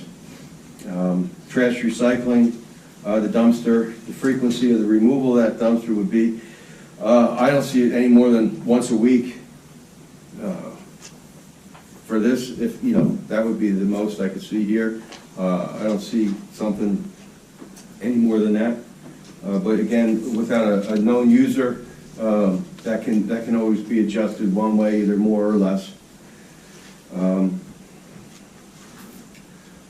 Again, the traffic, I would leave that to a traffic engineer. Item 7A. Item number 8 is general site plan. I think we've already discussed what was conditions of the previously granted resolution. Item 9, the applicant shall provide testimony confirming that all calculations included in the bulk chart are calculated in accordance with the ordinance definitions. I can confirm that. I don't think I've made a mistake. I think it's pretty accurate. I believe it is. Item 10, we discussed the gravel area on the site. Item 11, the county dedication was 559 square feet. That's what we reduced our overall site area. Item 12, we can do that. We can update the bulk schedule for 3 front yards and 1 rear yard. It's a weird lot. Yeah, it is. Yeah, definitely is. And just so the board remembers, there was, you know, letters to the effect of Orlando trying to buy or sell to him. Yes, we approached him. Okay. So he said no, he didn't want to buy it or sell his place. Later on, we found out that he did sell his place. He wanted to sell it. and I believe he did sell it. All right, item 13, that we discussed the floor area ratio discrepancies. We will comply with the 10.5%. Yes, yes, we will. Applicant submitted information, this is item 14, that, yeah, there's no wetlands on the property, and there's no environmental constraints on the property, and it's not located within the floodplain. Moving on to item 15, in lighting. There'll be safety lighting for residents and the commercial, 1 hour after the close of business. We can shut off lights to turn down the intensity of the site and make it safe for the residents.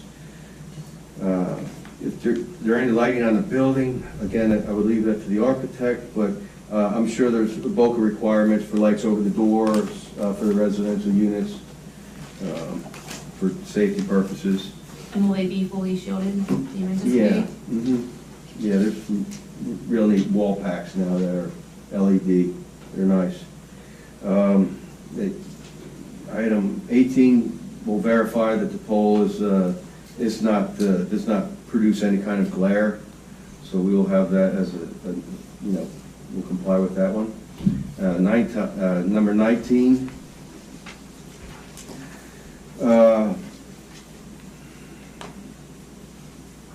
We discussed the light levels in the driveways and into the street.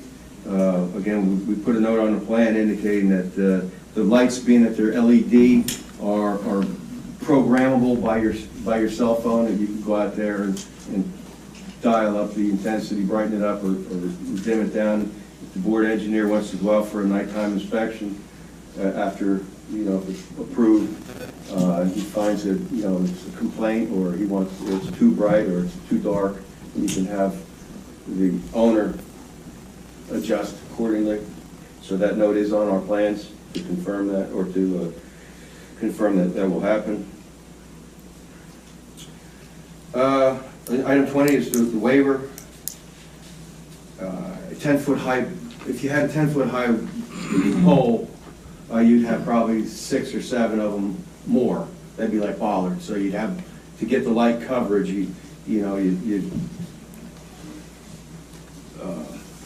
balance between taller lights and brighter lights, and less lights, or lower lights and more lights. But what happens is there's a uniformity ratio that they do on the plans, and what happens if you were to fly over at night, you would see hot spots when you have lower lighting, and they're more intense because they don't spread the light as far. So you have, and it becomes a brighter dark sky. Where's she got? These are all designed for, they're even certified on the apparatus or the fixture itself that they're, dark sky, and they comply with that. So, we're cognizant of lighting. It's a big issue.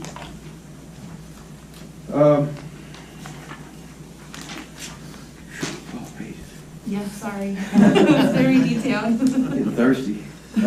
Landscaping. Can you, about the signs, my comment, it's okay. Are the signs going to be illuminated, do you know? I would put on the record that if they're illuminated, they would be internally illuminated, or is that not what the township wants? I think they need to be gooseneck. Over the top? Over the top, pointed down. Okay. Nothing shining up. Okay.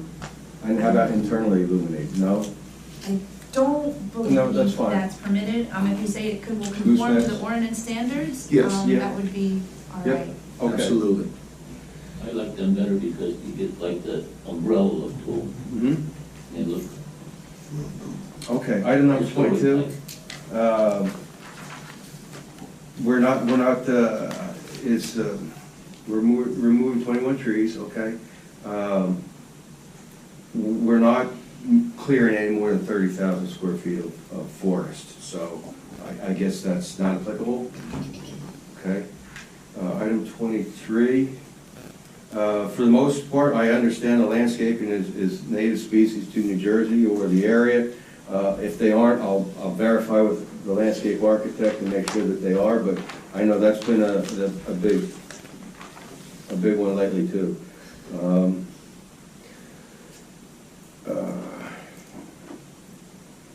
Yeah, the applicant should provide testimony pertaining to whether the proposed landscaping adequately shields parking areas from the streets and adjoining properties throughout the year. In my opinion, yes, it does.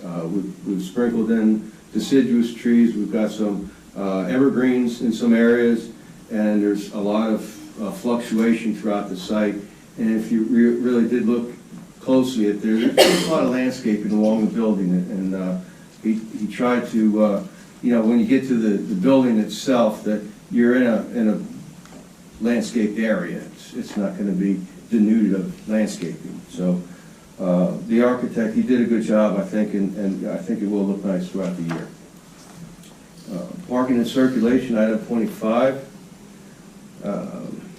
I'll leave that for the planner about the positive and negative criteria. 26, we discussed that as we'll have designated spaces for the residential tenants. Do you think that you'll be painting the pavement with No, usually a sign. a sign like Yeah. that? Okay. Yep. Unless the township has something they like better, I'm open. Okay. Item 27, yeah, we discussed that. That was the parking, yeah, that was applied to the highest, one space per 150 square feet for a use. So there could be uses that come in that are less intense, and that, then we would have over parking. So we did use the most conservative approach. Item 28, we discussed the two driveways to the two roads. Item 29, loading space, we discussed that. 30 is architectural, down from item 30 to 38. Getting back to 30A, does the applicant's calculation of GFA include the basement? No, it does not.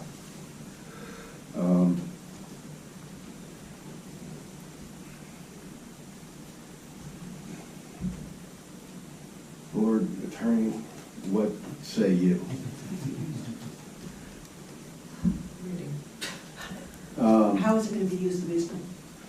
I would imagine just storage for the commercial uses. So it's not more retail or office or whatever's on the first floor, it's not going to be? No, that's correct.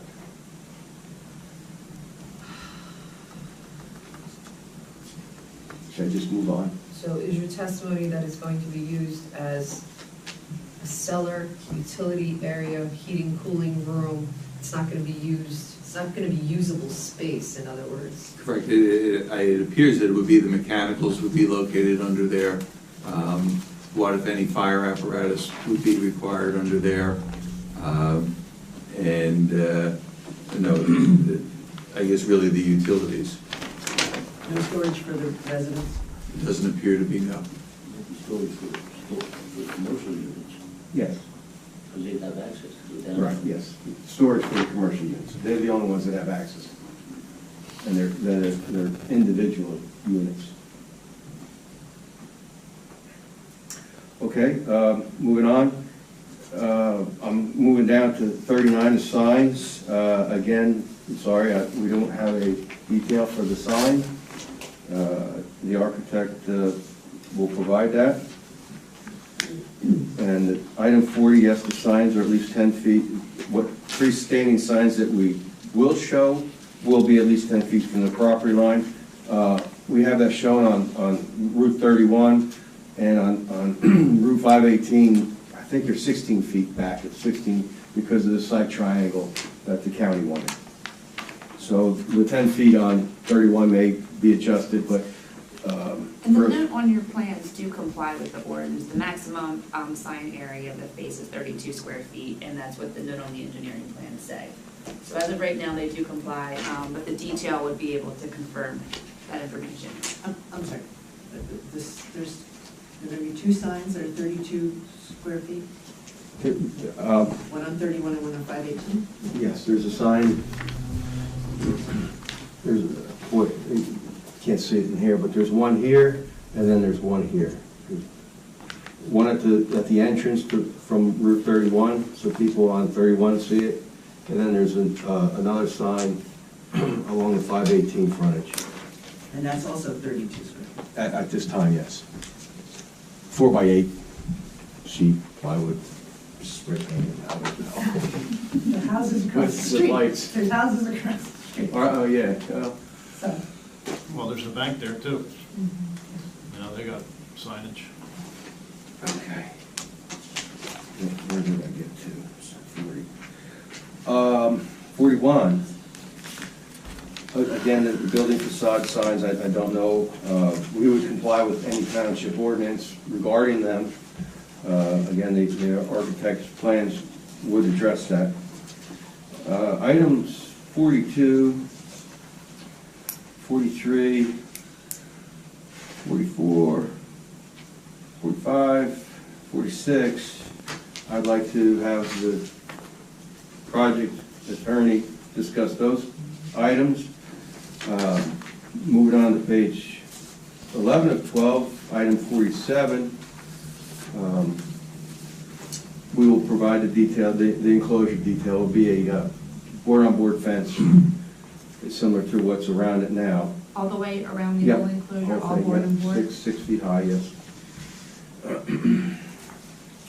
48, we'll, if they haven't been submitted to the fire and police, we'll make sure that that is done as any condition of approval.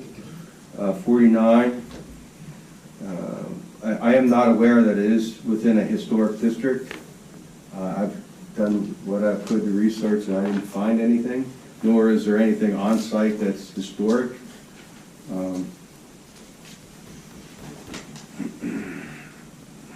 Again, the Board of Health for East Amwell, Doug, where are you at with them with the septic?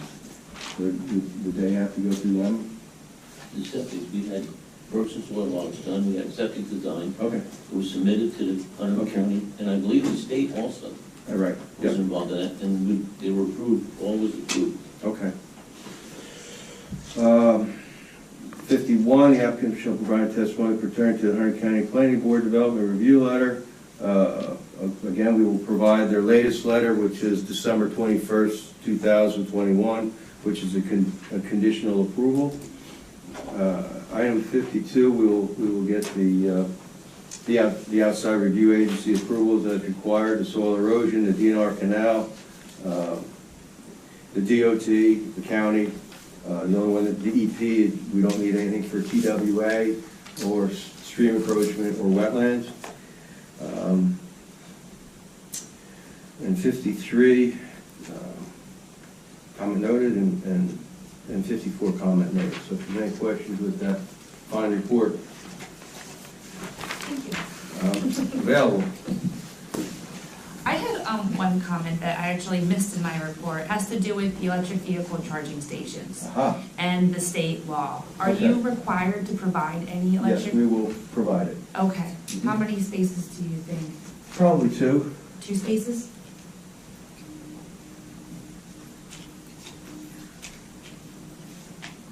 Will they be the make-ready stalls, or will they be the actual? They'll be ready. Okay.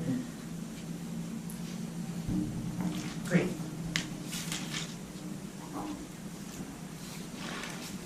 And then I'm guessing the 2 electric vehicle charging stations, they wouldn't be set up in the relevant spot. They would just be as the other parking spaces. Yeah. Usually what we do is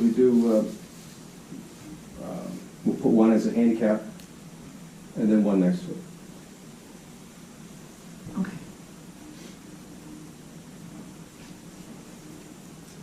Can I ask you a few questions? I didn't think you were going to go off that easy. So I want to go back to the existing condition Yeah. that is stone.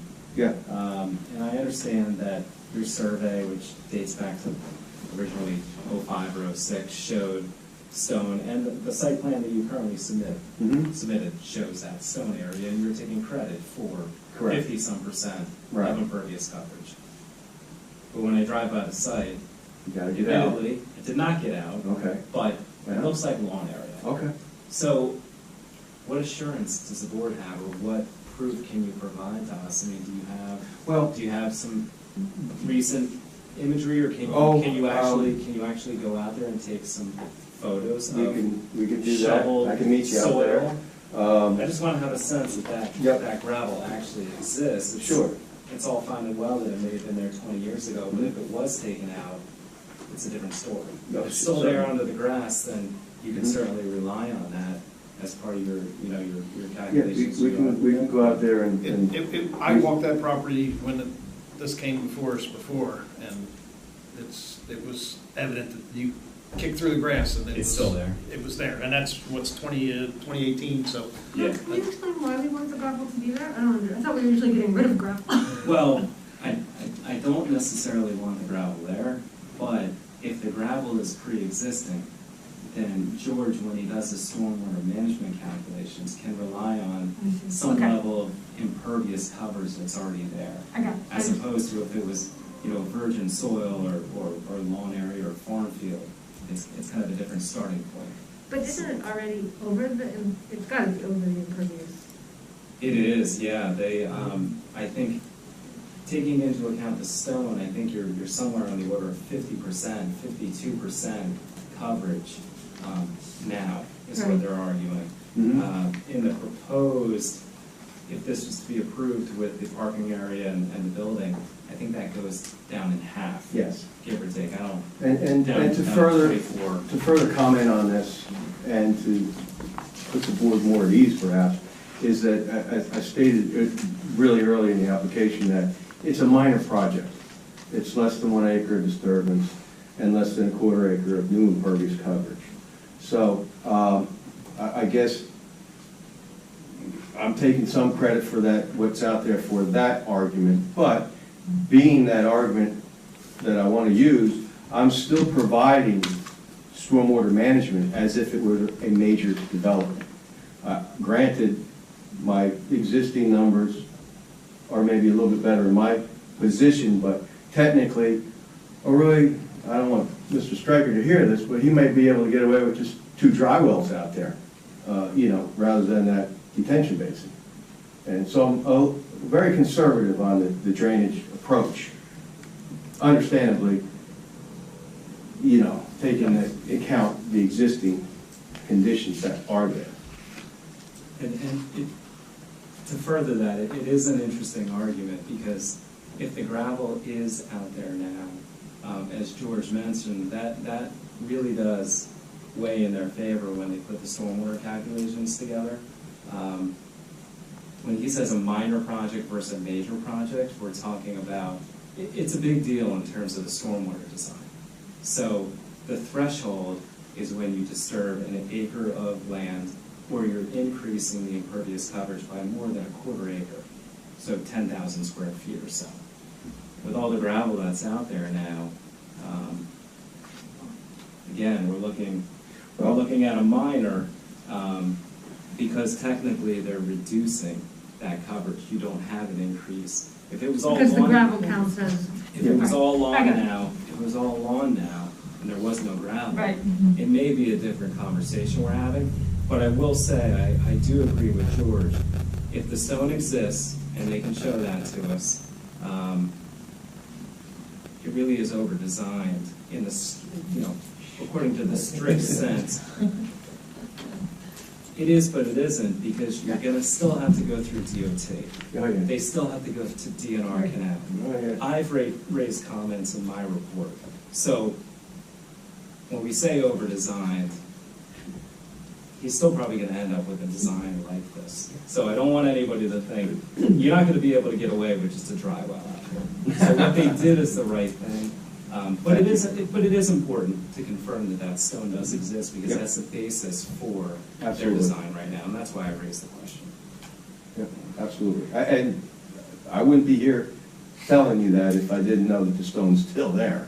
I know it's there, I've seen it. And I've asked Mr. Stryker if he's removed it, and he hasn't done anything, so it's a mirage, you know, the grass. Grass looks great. Yeah. But, again, anybody have any questions? Let me ask you a couple more. All right. One more on the drainage. So you have the detention basin in the far easterly portion of the property. Is that collecting runoff from all parts of the lot right now in the proposed condition? Is there any runoff that's going to leave the site and not drain to that basin? There may be some that goes into the swale on 518 from behind the parking lot and the... Is that where it flows now? Yes. Okay. This water back here will maintain its drainage pattern and go this way. Okay. Where you were just pointing your hand along 518, that's the location where your septic system is proposed, your disposal field. No, that's, yeah, in this location. Correct. Yep. Between the building and 518. Right. And you had mentioned, or I think Mr. Stryker mentioned, that you already obtained county approval for the septic. Mm-hmm. Is your plan accurately Yes. reflective Yep. of the disposal field Yes. of the septic design? Yep. So we know that Yes. where it's sited fits, that's what was Yep. approved by the county in that location? There's a reserve field here that is sized accordingly, and this one as well. Okay. I have, if you don't have those plans, I'll give them to you right now. I did have a scan of the plans, but I feel like it was a partial scan, and I didn't know if that was what was approved or not. Okay. So I just want to make sure that, because it is a small lot. Yeah. You know that. Okay. While you're looking for that, I know you haven't been able to commit to hours of operation because you don't know yet who the potential users are going to be of the commercial space, but the lighting and the potential lighting impacts, I think, is something that the board may be concerned with. And I think you agreed to extinguishing the lights an hour post the close of business. Correct. The ordinance does have a requirement that the lights be extinguished no later than 11 p.m. Okay. In this location, I think that's pretty late. I don't know if the board is interested in discussing or refining that time frame, but I wanted everybody to know that the ordinance does allow the lights until 11. I don't know if Mr. Stryker is envisioning having tenants in there, commercial spaces that can be open that late, but I think it warrants some discussion. Sure. Want to say something? Yeah. The people that I've talked to that might be interested in renting it, not the residents, because I haven't said that with the commercial space. The barber shop, they closed at 5 or 6, the one that was. And the pharmacy, I think Walgreens or someone's open until 10 o'clock at night by law. There has to be a pharmacy that's open so they can obviously serve the people their medication. But that person said, I'm too far from the hospital at Hunter Medical Center for them to open a pharmacy down here. So I don't think a pharmacy, even though I was contacted by someone, I don't think that's going to be a feasible thing. I've just been sitting on it, just really not advertising to see who I could get. I'm not one for a business to be open 10, 11, 12 o'clock at night. And I can control that, because I can lease it with the understanding that you gotta close, because we got tenants upstairs. And who knows what shift or what they'll be working, where they want that privacy, so to speak. Is there a time frame that you might envision agreeing to if the board wanted more specificity in terms of hours of operation that you'd be comfortable with? Well, I think, I'm not 100% sure, but I think Orlando's is like 6 to 8 next door. So if I could be like parallel with them, that might be something I don't think, that's asking too much.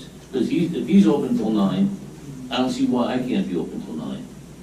The problem I do have, if he's open till 11 or 12, then I got a problem, because he don't have tenants, I will. I'll have people upstairs. So I won't add to that If you're, He's not open till 11. I don't know what he is. Oh, I think you said he closes at Close that line. 9? He closed at 9? 6 AM to 9 PM. Yeah. Okay. I mean, that's reasonable. So that, I don't think that's gonna interfere with the tenants. While you're answering questions, Yes, sir. the refuse and the recycling area. This again might be of interest, and only because I don't think anybody wants a garbage truck coming in there at 4 AM to pick up garbage. So I think George had mentioned that you're gonna have a private hauler coming maybe once a week to empty the recycling Yes. and refuse. Can you agree, or would you agree to a time frame that fits the normal working hours of the business to ensure that we're not having, 4 or 5 AM pickups and disturbing some of the folks that live across the street? I don't foresee that being a problem. Okay. My concern is I want them emptied every week. I don't want the garbage to build up in there, because you're gonna have 4 people dumping in it. I don't know. So I want them emptied every week because of the smell and stuff. I don't think the board would have a problem with the frequency of pickup. I think it would be the times. We don't want garbage trucks coming in at 4 AM, 5 AM, making noise, rattling around dumpsters. I don't think there's a problem with, even if you needed a garbage truck pickup twice a week. Thinking on those lines, with noise, you sit out there on 31 in that location, you watch them trucks coming down the highway, especially when they put that I understand. Jake brake on, that bump, bump, bump, I understand. the whole ground rumbles. Yep. So if they can sleep and live through the trucks, go up and down 31, I don't think the garbage is gonna matter to them. Let me ask you one more question. No earlier than 7 o'clock in the morning for a pickup? How's that? I can say that, I might have to ask a different company, Okay. I might have to find one that can do Well, it. I put it out there just for the board to consider, because it does become a nuisance issue when it becomes too early in the morning, but I think if it's during the normal, 7 AM, I think that's something that's more reasonable than certainly much earlier than that, but just a recommendation. Last question, while you're at it, Mr. Stryker. You mentioned Orlando's. There is no connection of any kind contemplated to Orlando's from your property, correct? They have their own access, and it's gonna stay that way? Yes. Okay, very good, thank Yes. you. Thank you, Tim, that's all I have.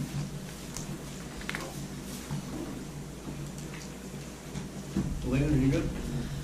I think I'm good for now, too, yes. Okay. Does the board have any questions for Mr. Fuller?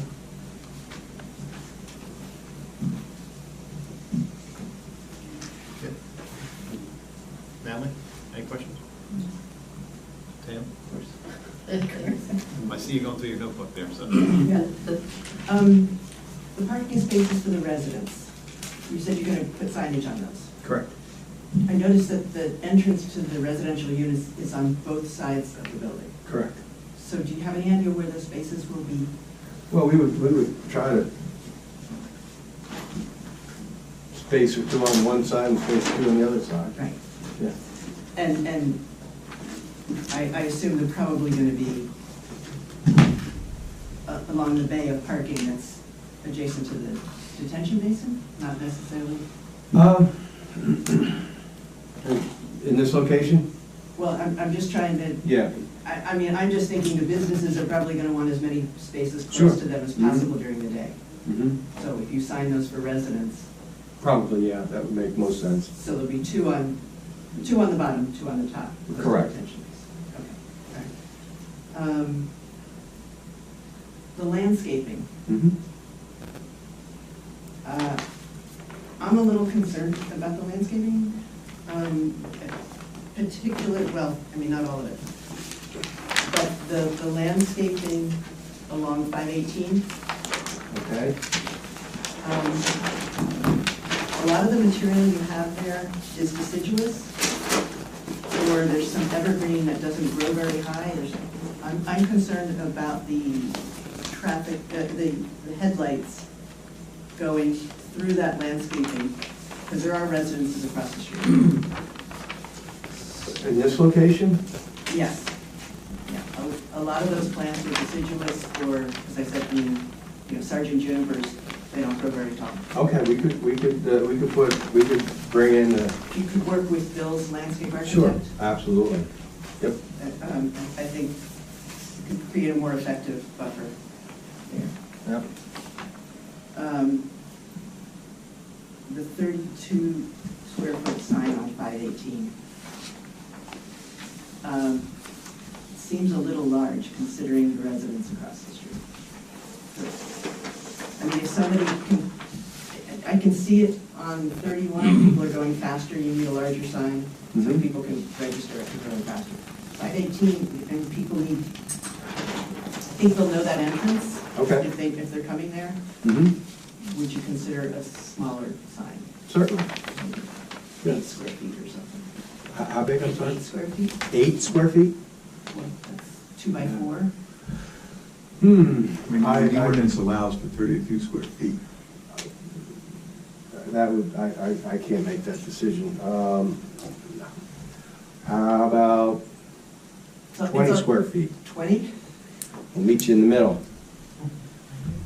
The signage is important for, you know, I understand that there's a stop sign or a light, but, you know, if someone's coming from Lambertville or something and they're not sure where they're going, I mean, you know, it's already set back probably 35 feet from the road, from the curb here, from the traveled way, probably 40 feet. Oh, well, 35 feet or 40 feet from the road, so the sign's set back pretty far, and it's perpendicular to the road, so it's not like you're seeing a big face of a sign, but I think we could work with something smaller than 32 square feet. I think 8's a little too small, because then it's a safety issue with cars not seeing the sign and have to go through the intersection and turn around and then come back, so that's an unsafe condition, so I would work with you with a smaller sign. Okay, all right, I'm just one person, so we'll see what the rest of the board has to say. Okay, that's all I have at the moment. Okay. Thank you.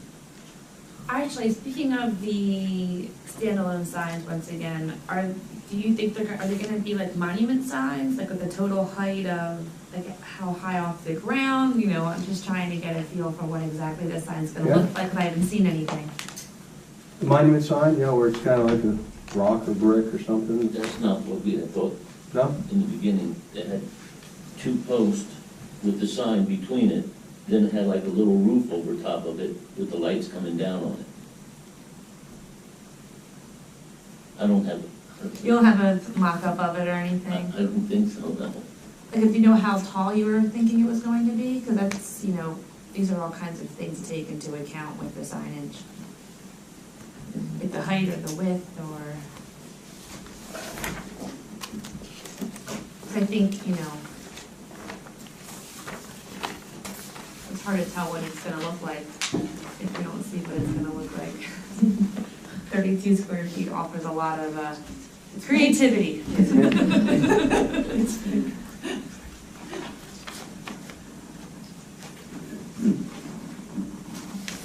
My thinking is that with regard to the sign, we're going to be bringing an architect in next week or next meeting, and we might bring a mock-up of the sign with us so that you folks can see it in both dimensions, so that you get a feel for what it's going to look like.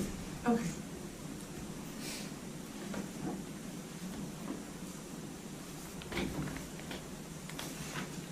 Everybody good? Thank you, Mr. Pope. Thank you. Thank you, Mr. Cook. Applicant's next witness would be John Leoncavallo.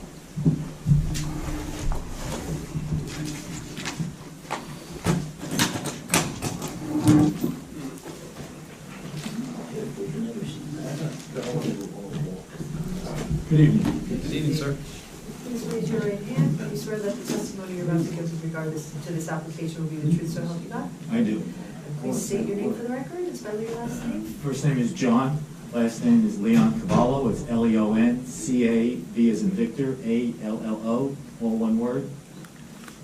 My address is 388 Washington Road, Suite E, Sayreville, New Jersey. Thank you. Mr. Leoncavallo, by whom are you employed? I'm self-employed. I consultant throughout the state of New Jersey and parts of Pennsylvania for specific things dealing with highway coverage and corridors. And what do you consult in? I'm a licensed community and professional planner in the state of New Jersey. My license is still in effect. My license comes up this month. And for how long have you been a professional planner? Longer than I can say exactly, but because I'm under oath, I'm 38 years, graduate of Rutgers University. I've testified before over 280 zoning boards and planning boards, state of New Jersey, and in Superior Court as a planning consultant planning expert. I would offer Mr. Leoncavello as an expert in the field of planning as a professional planner. May I continue? Yes. Thank you. Mr. Leoncavello, in preparation for this evening, did you review any documents? Yes, I reviewed the site. We have some pictures here we want to hand out, so to give you a little more familiarity with it. Those were marked as A3? A3, A2 or A3? That's A3. Okay, I have those. I looked at the documents that came with the application. Got those from Mr. McDonough, who also, his office did the photographs and has been the liaison between the applicant and himself. I work with Mr. McDonough on certain applications where we can't find us to be in 1 or 2 or 3 places at all at the same time. And Mr. McDonough is also a professional planner? He is. And you've also had an opportunity to review the local ordinances, excuse me, the proposed conditions in the master plan? Yes. As well as any amendments to the master plan and any supplements that have been approved or any revisions? Yes. Would you like to publish those to the Sure. panel? I think these are enough. We could take one and pass it along.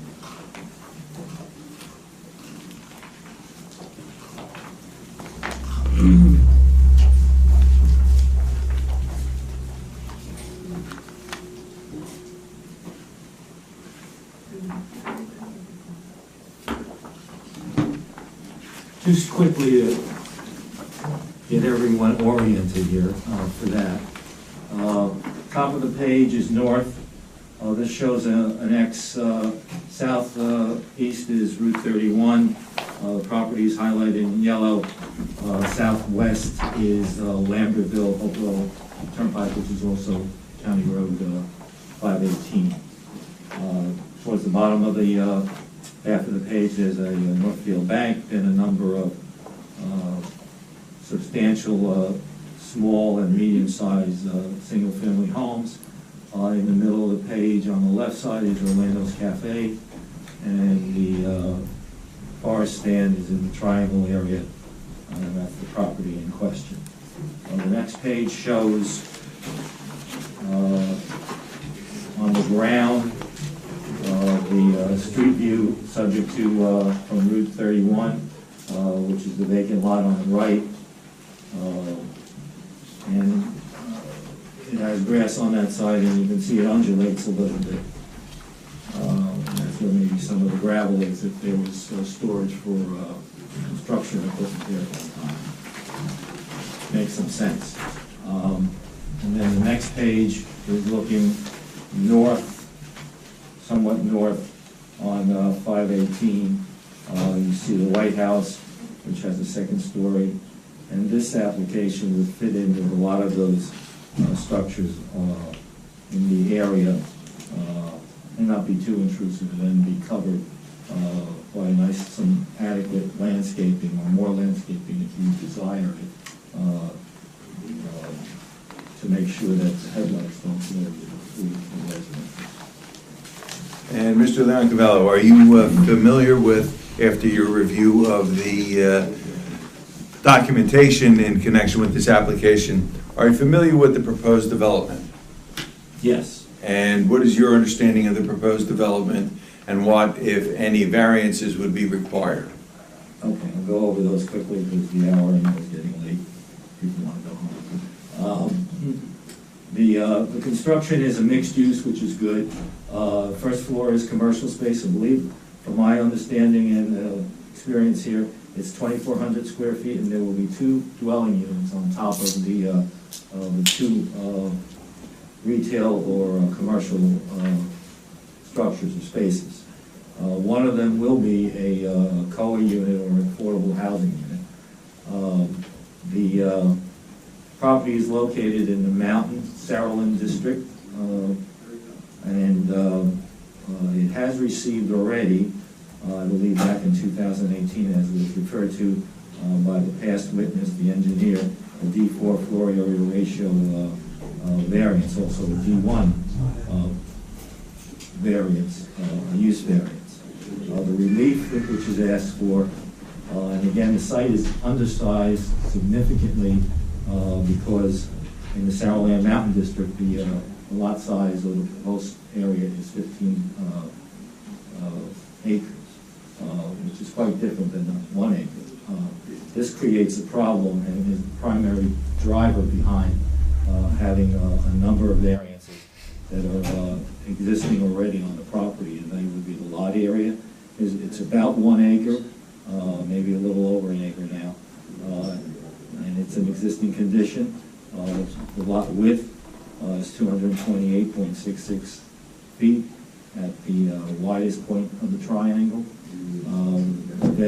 The requirement is 500 feet, so that is another existing condition. And the lot depth is 0 really in the back, and 500, and this is because of the triangle lot really has not that much depth, doesn't have depth, and the hardship is really with the shape of the lot it's here. The front yard is setback is 60.03 feet as opposed to 100. The hardship is due to the undersized nature of the lot. The side yard is 51.67 feet versus 100. Hardship is due again to the nature of the lot. Rear yard, there is none, no setback, and the requirement is 100 linear feet again, and the triangle lot has really no rear yard, and that's a hardship. Improvement coverage requirements are 24.1% as opposed to 5%. 5% was because the acreage was so, significantly high at 15 acres. Loading space is not provided these days with units like this, really, box trucks, Amazon, Prime, all are delivering what they need to get rather than any tractor trailer. So, as the engineer said, I don't think there'll be too many tractor trailers going through here. And the parking spaces, we're asking for 18, and your calculation requires 20. Let me just make a note about that. When you do the resolution, Mr. McDonough has had the conversation, I believe, with the owner and the applicant. He wants 20 parking spaces to be utilized. He will not use any more, so we will back into the 20 number. If we can keep it at 18, we will keep it at 18, or we will talk to Doug and see if he has any ideas that, does he want this tenant, or can the tenant get in here by providing the 18, or will we have to go maybe to 20? And that's why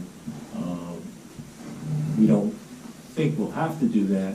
And again, you got a mixed use here, which can have shared parking a little bit. So it depends upon the nature of the uses, again, which we don't know right now. So we have to see what that will be. But our instructions are he wants to keep it at 18. If we have to, maybe we can go up to 20. If he has a very good tenant he doesn't want to lose, that's an asset to the community. So we may be able to put some pervious, not impervious, but pervious pavers down that will allow the stormwater to go through them. But if that isn't something you want done, but I would put this in the resolution in some degree, have your attorney write something up and have that so you have it, in perpetuity, so if the issue comes up, it's right in the ordinance. Where would those 2 extra spaces be? I don't know. I would, wherever they would make some sense to fit. If they couldn't fit, then I didn't look at the site plan that closely. Because that's gonna change your landscape plan, it seems. Well, you know, but we may change the landscape plan a little bit anyway. So that's something else that, if you think it's not something that the board would want, just give an indication to Tony, our attorney, and Then we would stay with the 18. we can stay with the 18. Mr. Leoncabello, before you move on, Ms. Gable brought up the opinion that there are 4 front yards to this, or 3 front Three yards. front yards and one Four-sided rear yard. triangle, go figure. There are 3 front yards. Would that impact in any way the relief that is being sought here? No, I don't think so. I can think, you can look at it as 3 front yards, or you can look at it as 2 frontages, because the apex isn't, but I know what you're saying with 3 front yards. So we can go down that, and the engineer said he could break down the matrix with 3 front yards. But it doesn't change the nature But it of doesn't change the nature of the variance. You know, the triangle is the triangle, the square footage is the square footage, and we're just trying to get the most out of it and still be cognizant of the residents around. Okay. Mr. Leoncavallo, do you have an opinion as to why it would be appropriate for this board to grant these variances? Yes, I have some justifications. I'll go quickly through them here. The legal basis for the relief is all C variances, which is justified under C1, which is hardship, or C2 is a blend here. We can, and we're not allowed under the municipal land use law and the statutory test to use both. One variance cannot have both reasons, C1 or C2. So we would break up some of the problem. The justifications under C1 are, it relates to an undersized nature of the lot. It's not the lot is.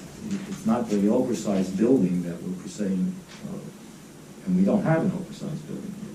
We have a nominal appropriate sized building for this 1 acre lot. The lot size, the size of the building is already found to be appropriate by the grant of the D4 relief floor area ratio variance. I believe it was in 2018.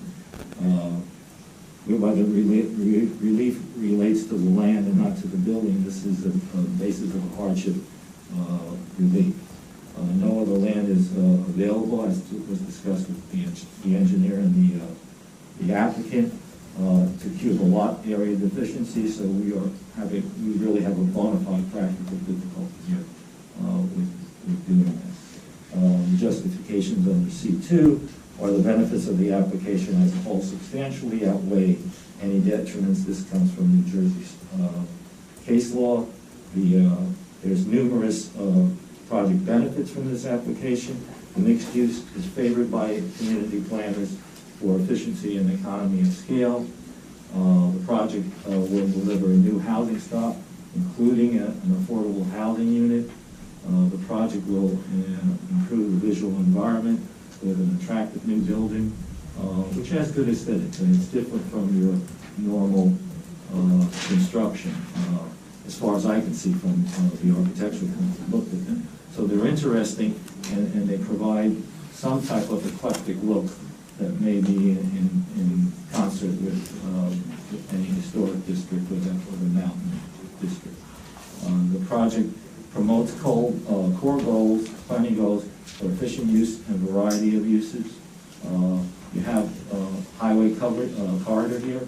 You want to use this highway corridor for commercial uses. If you can put a blend of convenient residential apartments, which is only 2, and some commercial use, you really have a home run. And the above, all of the above advanced purposes under the municipal land use law, including promotion of the general welfare under A, G, which is a variety of commercial uses, smaller commercial retail uses. We only would use using uses that are permitted in the ordinance and in that mapping zone. Mr. Leoncavallo, did you have an opportunity to form an opinion based upon your training and expertise as to whether there would be the negative criteria? Yes. Under the land use law? Yes. And what is that opinion? It's based on the project detriments, and in my estimation and opinion, the project detriments are minimal. The development scale is appropriate with the size of the lot. Functionally, the project will flow, function, and operate safely and efficiently, which is important. Visually, the scale and the appearance of the building is compatible with the area, works well with the 2 stories across the street. Some are more modest homes, and one in the picture is a larger center hall type of colonial. The lot dimension relief already exists. It has already existing conditions and is unavoidable because of the size of the lot. It can't fit in because we don't meet that 15 acres. It becomes problematic. The improvement coverage is reasonable and appropriate and mitigated by stormwater management to avoid any issues with runoff created by the coverage. Parking relief is appropriate for mixed use and general non-coincidental peaks are allowed sharing of spaces. Substantially, we have 90% of the spaces that we conform. The loading relief is appropriate due to the scale of the site. The limit is for any large-scale deliveries and parking spaces can accommodate vans and parcel post type box trucks. All in all, the relief can be granted without substantial detriment to the public good and without having and preserving the integrity of the zone plan, which is important, especially as your master plan says for the Sarah Land Mountain region and zone. So I would request that this is a very appropriate infill and repositioning of the vacant land parcel that really has no history of being used. The applicant has been there a long time trying to, as I read some of the information from his application in 2018, hasn't been able to sell it or lease it, can't improve the area coverage. So I think we meet the statutory test for the relief, and we ask for the approval and respectfully make that request. Mr. Biancavella, did you have an opinion with regard to the affordable housing unit that is proposed at the project? Yes, we had, in Alana's report from her company, there was, we could find nothing whereby this property was ever going to be utilized for affordable or co-op construction or units. And that's really the auspices and the responsibility of the township. If the township, as Alana said, you want a unit that has 3 bedrooms, that really isn't going to fit here maybe, because I don't think if Doug came in with a 3-unit affordable unit in 2017, you might not have looked at it the same way as we have looked, given what's happened with COLA in the past 2 years and all the intricacies with that. And it's a responsibility of the township to, and you can find another 3-bedroom to add if that's what you want.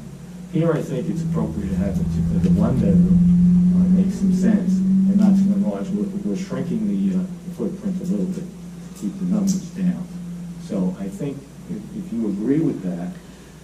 So part of this comment is that the condition of approval from 2018 is that one of the rental apartments shall be an affordable housing unit meeting the requirements of the former COA regulations and current UHAC regulations. This requirement of a 3-bedroom is not specifically a township regulation. It is a UHAC requirement, which has also now been codified in the township's ordinances. So I'm trying to do my due diligence as well to see if it's potential given the size and the scale of the project. It's kind of a unique circumstance.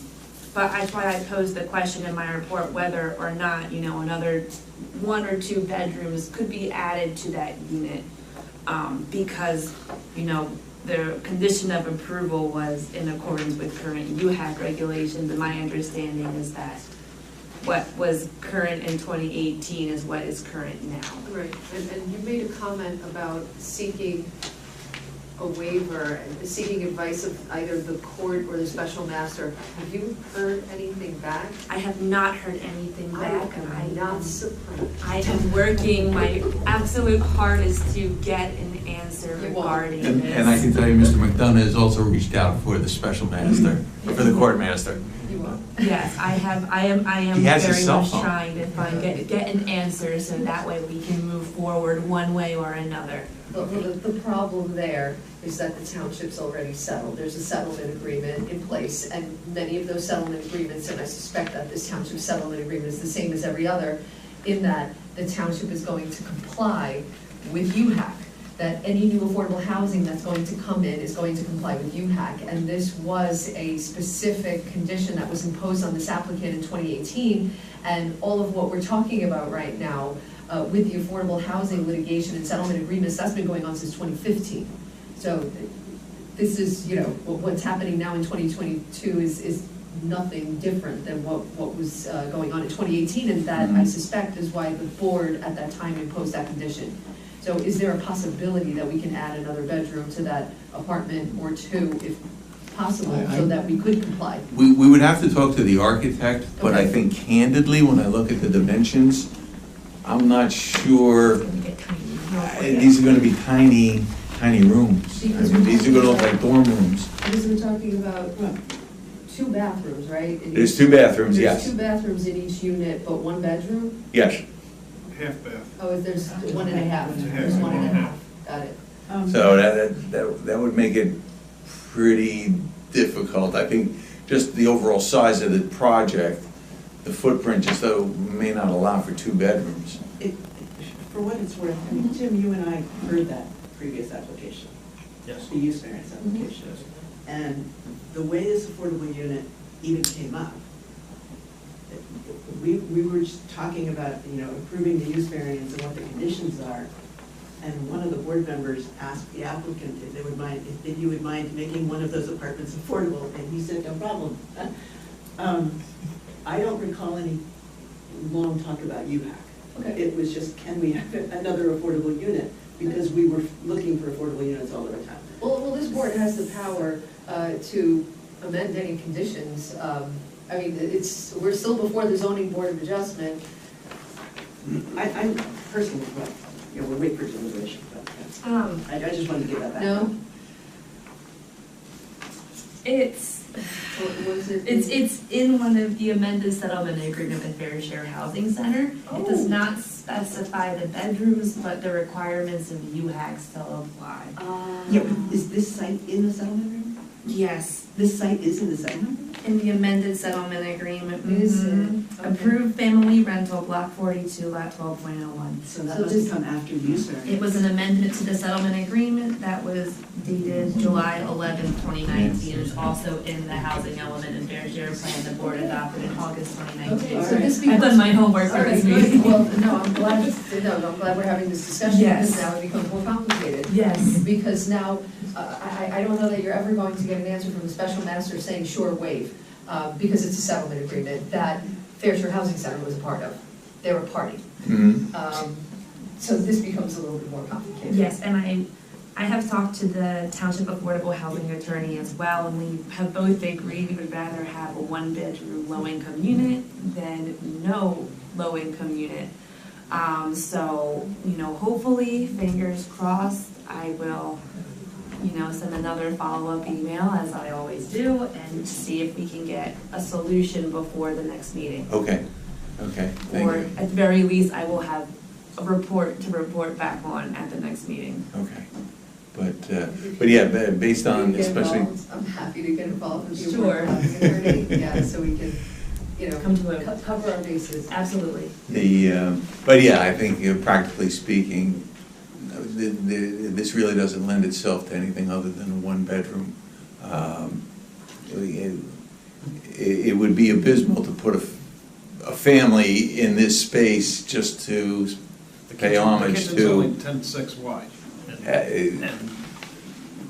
you'd have 10 slices. feet deep, so, yeah, you're not gonna And then feed you have 3 to kids. provide some additional parking, because that family might have. Right, or we're expanding the building and we're going beyond the They permitted are now. FAR. Right. Yes. So, Okay. so what I am working to Okay. hopefully come to some kind of a solution, that's best case scenario for everybody involved. Okay, good, thank you, Ms. Gable. Yeah, no problem.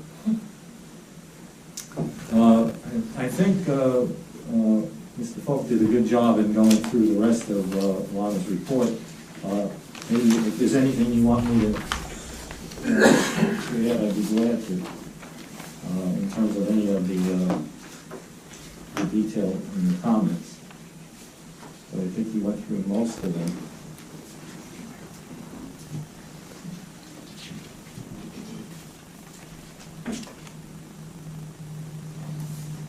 As I said on page 8, the parking and circulation, he deferred to me. And I mentioned to you we would have at most 20 spaces. If we had to go over a couple, and we could prepare something that would show where those 2 extra spaces could go if we had to do that. As it has come up in the past, do you have any comment with regard to the signage? No, my opinion is if the signage is, if it meets the requirements, it meets the requirements now, and the applicant has said he's willing to reduce that, maybe, and the engineer said it also. I don't have any problem with that, because you can make a sign, I've done it before, with the globes on top. It doesn't have to be that large. It can be half the size, maybe. You just want to keep it safe, as he said, because you don't want to go by it and then press on the brakes and then back up on the shoulder and try to get in without making a U-turn. Do you have any sense for how big the existing signs are next door at Orlando's and at the Northfield Bank?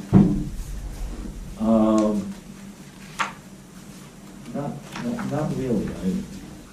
I don't. I'd be guessing at the best. So.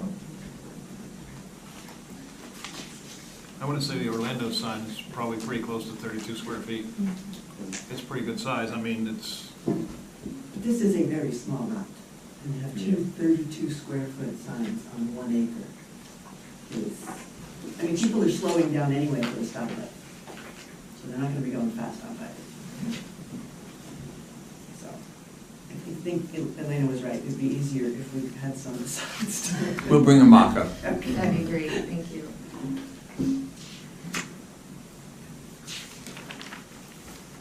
I have nothing else of Mr. Lancavello, if the professionals do. I have just one affordable housing. Would you agree to deed restrict the affordable unit as either a low income or a very low income unit? Yes. Okay.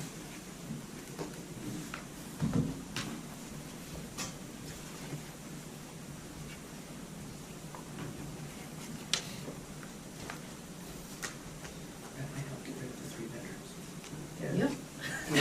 I'm trying. when you get a hold of that court master, I think that's like the Wizard of Oz, right? Nobody behind the curtain. Someone tell the other litigants. I'm sorry, interested. We'll talk. Bill, do you have any questions? Are you good? I do not, thank you. Lana, you're good? I think I'm good for now as well, thank you. Does anybody have any questions? Thank you, sir. Thank you. Good evening. Thank you. We would request an adjournment to continue the meeting and the application at your next scheduled meeting. I would anticipate producing the architect and traffic report. Give us 1 second. We have a master plan hearing in June, and a large application, and then another large application in July. You want to bring back your architect? The architect.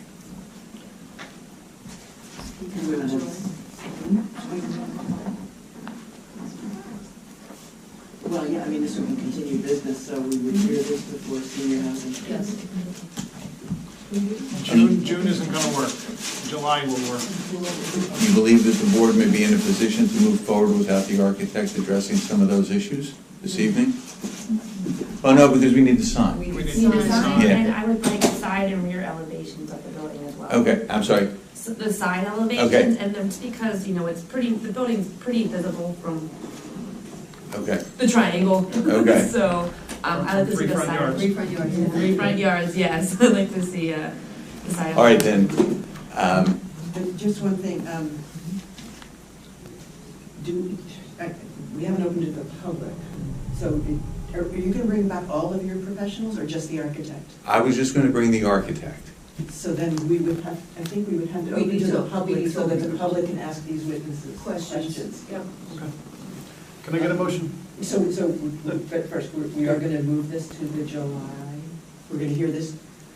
I don't think June's gonna work. When will you deem complete? I just need to count days. We're getting a, if they have to give us You have to give us, yeah. Yeah. you have to give us. June? It's June is the master plan hearing and another large application. The master plan thing's gonna be. Unless you know special meeting. It's summertime, no, that's gonna be hard. We have hard time. Yeah. Yeah. And all of these people have to show up, or the people who weren't here have to watch the video. Yes. So. Do you- Show up. Continue this discussion, see if the Yeah, yeah. public has any questions. Yeah. Can I get a motion open to the public, please? So moved. Second. All in favor? Aye. We're open to the public to ask questions of the professionals. Francis? Francis Gavigan, 123 Wirtsville Road. I also actually sat up there during the initial hearing for this property, and what has struck me and has not been mentioned is that the building has done a 180-degree turn. My recollection, and I'm sure I can find the plans at home and provide them as a member of the public, was that it would be aligned towards Route 31, and there was even a rendering that everybody approved, and that the side yards were going, since it rotated, let me show you that. Instead of being this way, it was this way. There was garbage and stuff in the back and privacy for the tenants, the people living there, whether they're low housing, very low housing, or just paying rent. With this rotation of the building, they have a view of the detention pond and the light, yeah, but they're also, here's Orlando's, as it shows on the other one. Do you know, this is a big change from what was approved, COA housing aside, and how does this compare with what was approved in terms of size or things like that? If it wasn't rentable or buildable this way, what's gonna make it suddenly wonderful that way? And this is an added hardship on these poor residents. And I have not heard any testimony towards that. The detention pond wasn't mentioned in that one. And the gravel was there, and more gravel was added when DOT was doing their fun thing and all of that stuff. But it was also, if I recall, it was moved back a bit, which could afford the parking. And there were some parking lots at the back for the residents. And this became basically a side yard, or where you could put some parking lots. So the question is, why is this a preferred configuration? So would your engineer like to answer that question? Certainly. Well, I don't recollect anything that you discussed about a building being turned 90 degrees or 180 degrees. If there was anything... Did you review the prior plan, the approved plan? I did all the plans. If there was anything, the building was pulled forward and we had a drive-through around the back, if the board recalls that. And that, the board Because I think indicated the that they dumpsters did not were want the the dumpsters were drive-through. gonna be in the back. I In the think, back. right? The dumpsters, the drive-through was gonna come around, the dumpster was over here, and that was part of the application for a drive-through, and the board did not want a drive-through. So that's how this became. But there wasn't anything where it was orientated to 31. It's always been in an orientation in the east to west with a drive-through. And Mr. Holt, the previous plan is a concept plan. This is a fully engineered plan. That's why this is depicting a stormwater basin, while a concept plan would not have done that. Correct. Is that correct? Yes. So what you presented for the variance application was a concept plan? Correct. Okay. Okay. I would hope that, would you consider doing more landscaping along the boundary with Orlando's, which not only is a busy restaurant, it's also a frequent parking spot for tractor trailers. That color one might be better.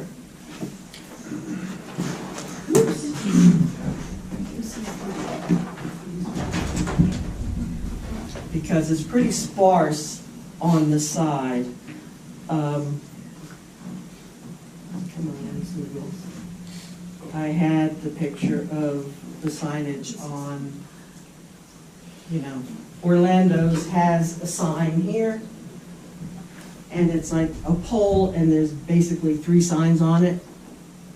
And I took a quick look at the ordinance, and I thought the ordinance says that the size light you could have was 1, not 2.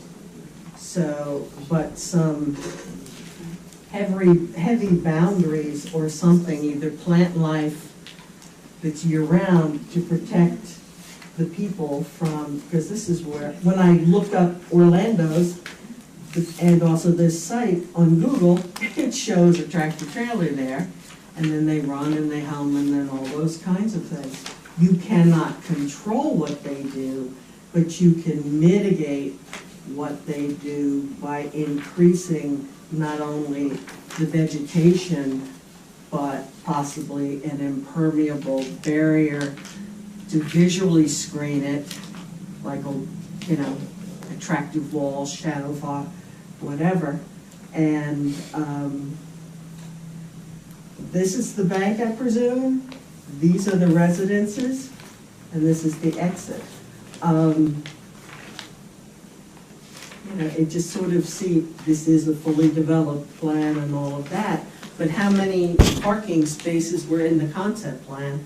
16. 16, and now you're going for To 18. 18, and the code is 20? Based on the highest use, highest intensity use, correct. Okay, and what would that highest intensity use constitute as a tenant? The retail establishments underneath. So would you put into your thing, if you were to get the 18 parking spaces, something that you would not have a tenant that was that high intensity use? It was going to be a pizza place and like a convenience store. No, a convenience store is not allowed. Okay, well, I'm just talking about 2018, what was talked, or something was going to Right, be it in was there. specifically said that a convenience store would not be a permitted use as a condition of the approval. I So think one of the rentals was going to be a store for the owner's daughter, and upstairs was going to be an apartment for one of the owner's daughter if she wanted it. I imagine that's all gone away.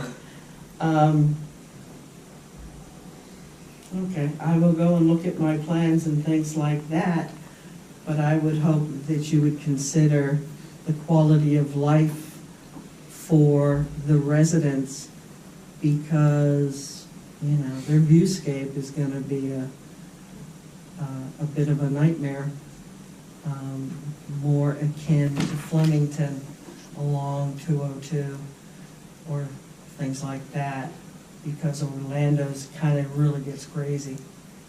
And the poor people that are over there across the street in another municipality, but, they still need to. Yeah, Mercer and all of that other fun stuff. But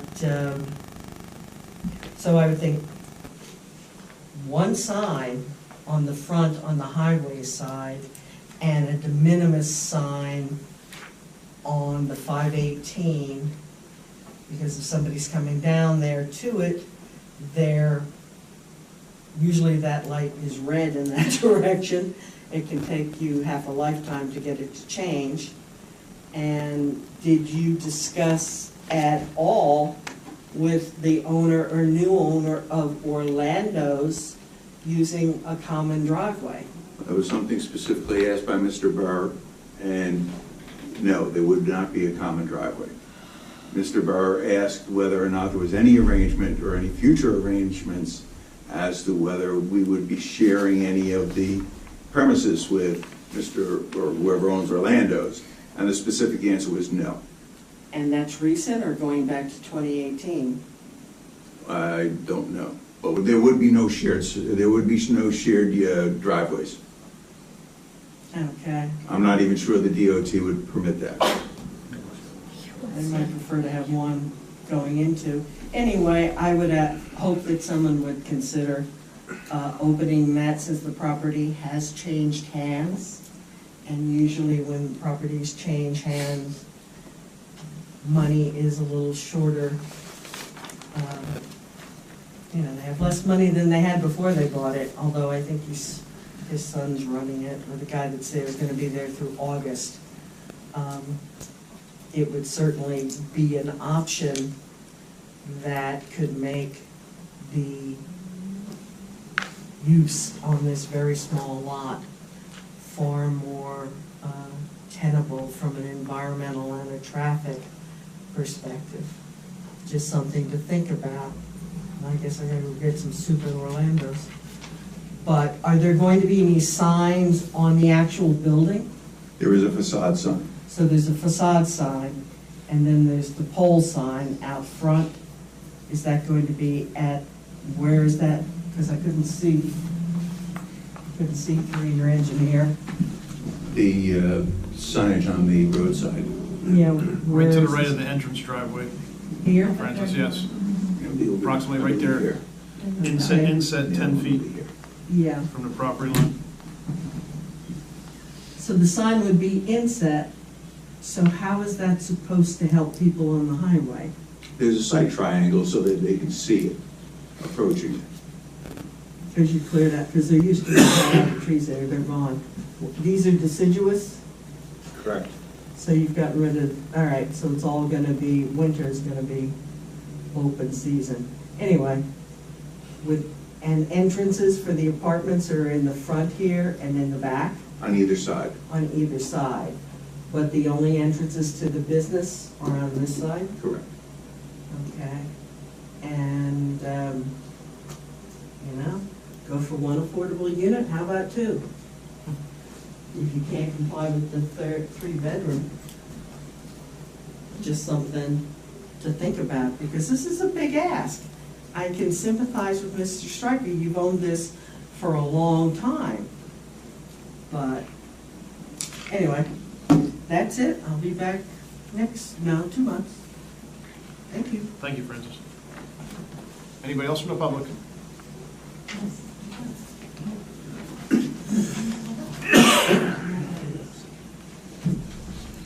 Can I get a motion to close to the public, please? Second? All in favor? Aye.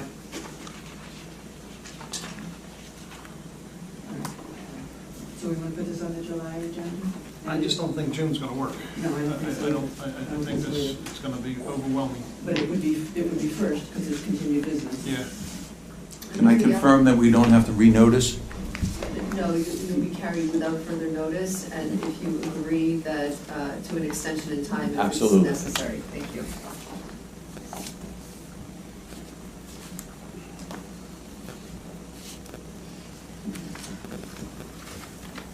So it'll And be on, he does not need to bring the engineer or the planner back.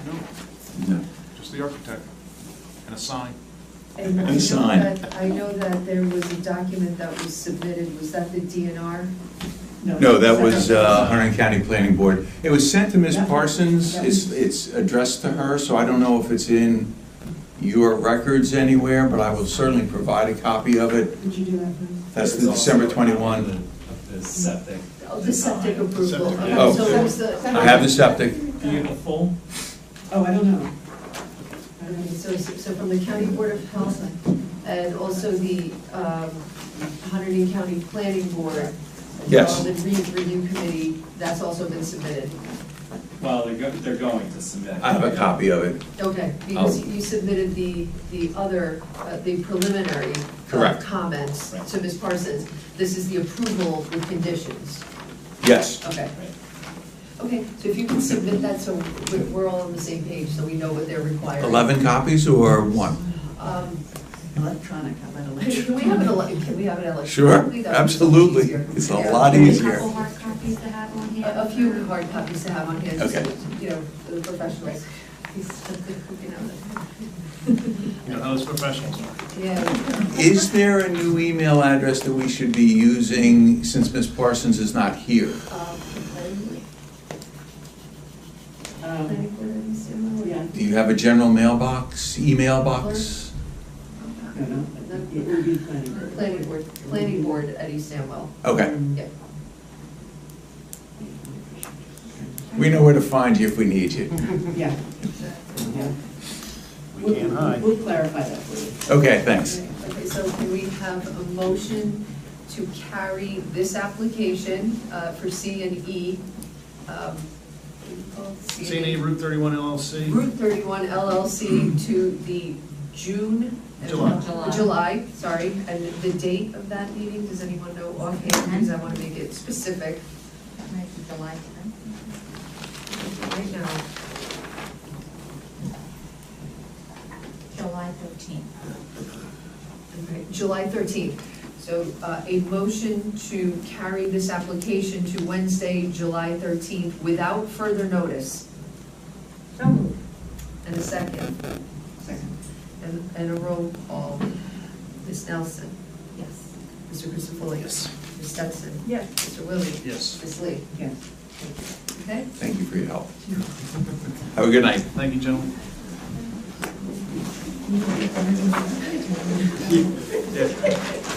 I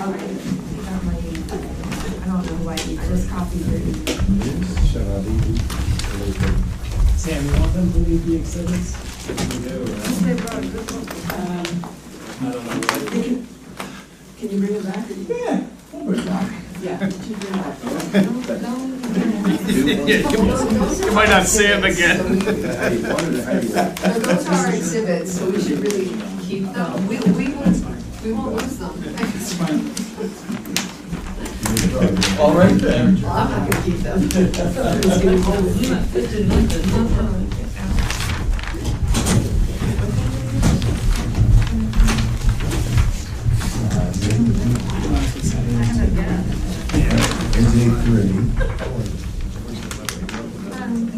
No, I don't think so either. Yeah, right, here we are. The mayor and. Oh, no. I need a little exercise. It really is. I'm trying to find my, it sounds like 5 minutes. It's like you're stuck up, yeah. Goodness gracious. Pleasure to meet you. Thank you very much for your help. Do you have someone? I found someone, but they haven't shown up. If you don't show up, we found actually some, we're doing some beer fest too. Yeah. So we got their Lancaster out, they're really good. I feel like it's called Evergreen or something along those lines. You had better see. Oh, yeah, great. Yeah. That wasn't it. No, I tried to use them for other projects before. You know what? Let me know. She's awesome. Because I can't remember his name, let's talk to him. Yeah. So they're really good, they're coming out, they're coming across. Is that our special manager? Yeah. Okay. Yeah, I mean, this is why I ended up using, ended up having His name. Bob White. Yeah. And we were good to go, and then it was quiet. When he started. Yeah, it's terrible. It's a train wreck. Oh, it's Kelly. It's insane. You don't realize it's crazy.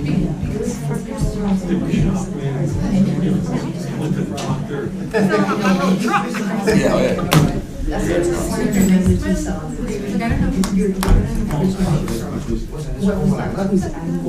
What's the matter with that?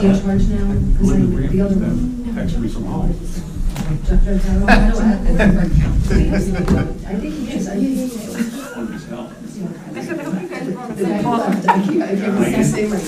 always sell with that. Yeah. That's right. That's right. He's looking at the wrong sleep. So that's the problem. 9:30. I don't think it has to go that far. That's his way of getting out and buying beers. Yeah, right. It's always been my experience, he's been comfortable about all this, you know, I don't know. That's because I know that's what you'll pay for. It's not hanging out. Who signed that? Another one. Deep pockets for sure. Syndrome. That's it. Are we ready to transition here? Or? Is Adam Gordon? Well, yeah, we're gonna need them for next month, right? Or for July. Yeah. And we gotta get them all to watch the thing on. I know. I'm sorry? I don't know. Well, we could. Oh, you did? Oh, good. When we get the planning board secretary, you can give people. Natalie doesn't want it. I'll take it. Maybe not. Stick in an overlay. That was a good catch. That was an overlay.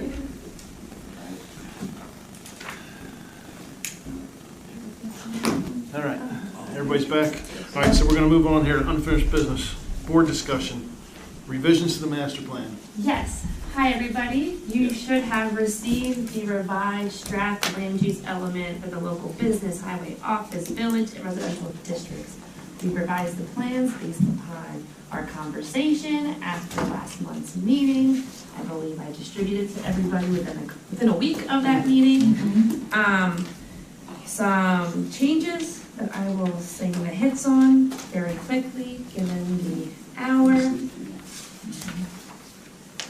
We changed on page 6 that Route 202 extends north towards Clinton instead of Pittstown. We also, they cleaned up some, I don't see anything on these pages. We did take into account a lot of the changes. I know on the aerial maps that are included in here, I added a subset map which showed and outlined the area of the larger map. That was a comment that we received from members of the public.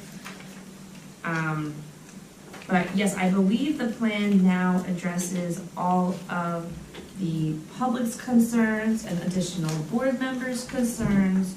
I know, I think Kit, at the Ag Advisory Committee, were there any comments received? Yeah, we ran through it real quick, and between what everybody watched on TV that night and that meeting, everyone's over here. Watched on TV that night? The YouTube, I'm sorry. Oh. The YouTube, Oh. Lena's like, I was on TV.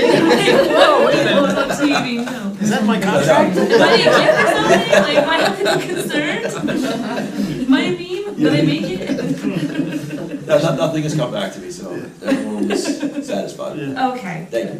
Yeah, sure. So touch base on the recommendations. We changed the recommended building height within the downtown Ringos from 3 stories to 2 to 3 stories to address some of those concerns. We also added another option would be municipally owned land within the focus area concerning pop-up locations for retail spaces. We eliminated some type of market resource center, which was suggested to us. And we also recommend that, for the highway office district and highway corridors, that, handcrafted items and furniture that also supports East Amwell farmers. We removed the regional farmers from the picture. We eliminated the event spaces from the highway office district. And we also kind of tweaked some of the language about the Ringo's Village Advisory Committee, that the township should consider the following actions, not making it a definite one way or another, to address some of those concerns.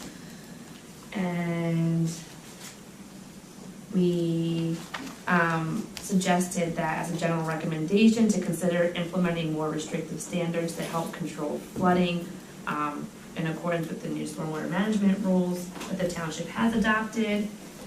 We added a recommendation under general recommendations that the lighting ordinances be reviewed as it might be more appropriate for one set of standards for the village local business district and a different set for the highway office or proposed highway business zone. And so that's pretty much a quick summary of the changes. And so does anybody have any questions or comments or additional changes to the plan? I know I was very quick and brief with that. I think we've all had a chance to read it. Yeah. Is everybody good? Good. Could you say, the one comment that I hear, and I'd just like you to elaborate a little on it, is that by getting rid of specific permitted uses and doing the approach which we took, which was describing the character, and but somehow that's not going to protect the character of the town. So could you just say a little bit about how Sure. what we do is going to protect the character? Sure, so I think what the recommendations of this plan are they're proposing to kind of broaden the permitted uses, because right now they're very specific. I believe in the village zone, only antique shops are permitted in houses that are built before, like 1950 something, which is a very specific use and a very specific condition for that use. So part of what we're saying is in order to kind of attract additional business and investment and, is to expand the permitted uses in the zone. They can be, however, broad or specific, so you can list out, a dozen very specific uses, or you can kind of, add definitions for uses that kind of allow some flexibility in terms of the use. And so it's more about, but all of the uses need to be carefully considered in looking at the parking requirements, wastewater, because there's no sewer, there's no, it's all well and septic in East Amwell. So whatever uses are going to be proposed need to be kind of cognizant and sensitive to some of the, what could be seen as negatives or pitfalls of that use. And is there anything in addition to water and sewer that would help define the uses? So that the character will still be protected given the current master? Sure, so some other considerations when trying to determine what uses would be appropriate is also to look at the parking. Look at, how much space would they need, or within the definition, you could also kind of control it by saying no more than X number of square feet within a building or within a structure for this use. There are kind of creative ways you can go about implementing things. Another idea also is to, maybe try to encourage some type of design standards also within the ordinance that could help control the facades and the appearance of buildings. Any new construction that happens in East Amwell, I believe, has to come before this board, and this board needs to say, okay. So there are some things that can be done to make sure that, by permitting, say, I don't even know what, my mind's a little fried right now, but I think this plan is a good step in the right direction for East Amwell. I think that, a lot of the comments that I heard at last month's meeting had to do with, being afraid of overdevelopment, being afraid of too much traffic, being afraid that, Ringo's and East Amwell is going to turn into another highway corridor, or, have not be what people love about this town. And so, understanding that is important, But I also think that, there's also a lot of properties within Ringo's that have kind of fallen by the wayside, are kind of lost in, I don't know, 20, 30, 40 years ago still, which, I don't even know if anybody's even living in them, kind of, from the exterior of them. And so I think by being creative with, permitted uses and, additional standards of the ordinance, there can be an outcome that everybody likes. Does that answer your question? Yes, thank you. Okay, you're welcome. Anybody else? Thank you. Yeah, no problem. So it goes from a draft to, I think it is ready for another public hearing. so, Are we sure there's no more comments from the board before we go to another public hearing? I think we've addressed everything. I think so. Okay. I think so. I will update the date on the plan, and who do I coordinate with for getting the plans on file and on the website and with the notice in the newspaper? Yeah, we're gonna do all that. We have to do it. What did you sign up for, Natalie? No, I'm looking at Mark. I'm looking at Mark. Yeah, I can talk to Allison, I can. Pam can post it, Yeah, I can publish figure it. out. She'll work with, Yeah, I'll work with Allison, we can do it. Okay. Yeah, okay, but Elena should send it to Pam, who will then distribute accordingly. distribute it to the correct people. Correct. All right, so Pam Demrick. Okay, yes. And then she will make sure it gets to Natalie or Allison, and we or need- whoever's yeah, gonna both. take care of it. We need to give notice, we need to send it to Trenton, there's things Yeah, that- the hard copy has to go to the state. The state, The yeah. notice has to be, all go to the adjacent towns. Yep. There's no military facilities, so No. we're good on that one. Yep. Okay. And then the notice has to go in the newspaper too. Yep. With a copy or two on file here Yes. at the township. Mm-hmm. Okay. Somebody I'm talking to. I'll send my usual memo out Okay. with all of that information. Okay.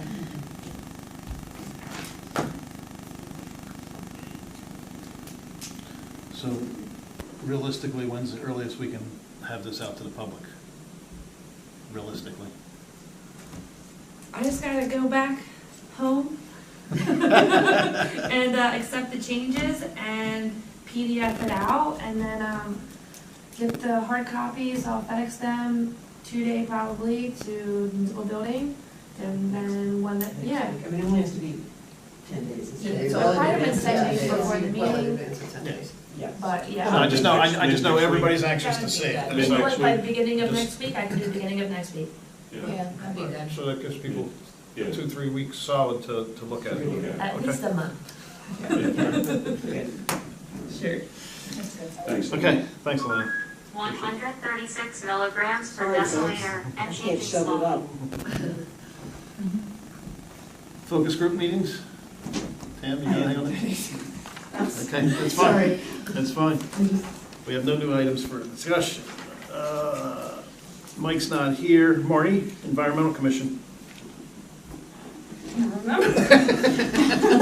I will report in June, we have lots of news. Okay, we'll have lots of news. We've been very busy, actually. John's not here. Kent, you have anything from the Ag Committee? We just went over the master plan revisions, and then we did deer management. We're gonna try and partner with Hunters for the Hungry this summer and get a trailer here for some summer hunting that can be donated off to the food banks.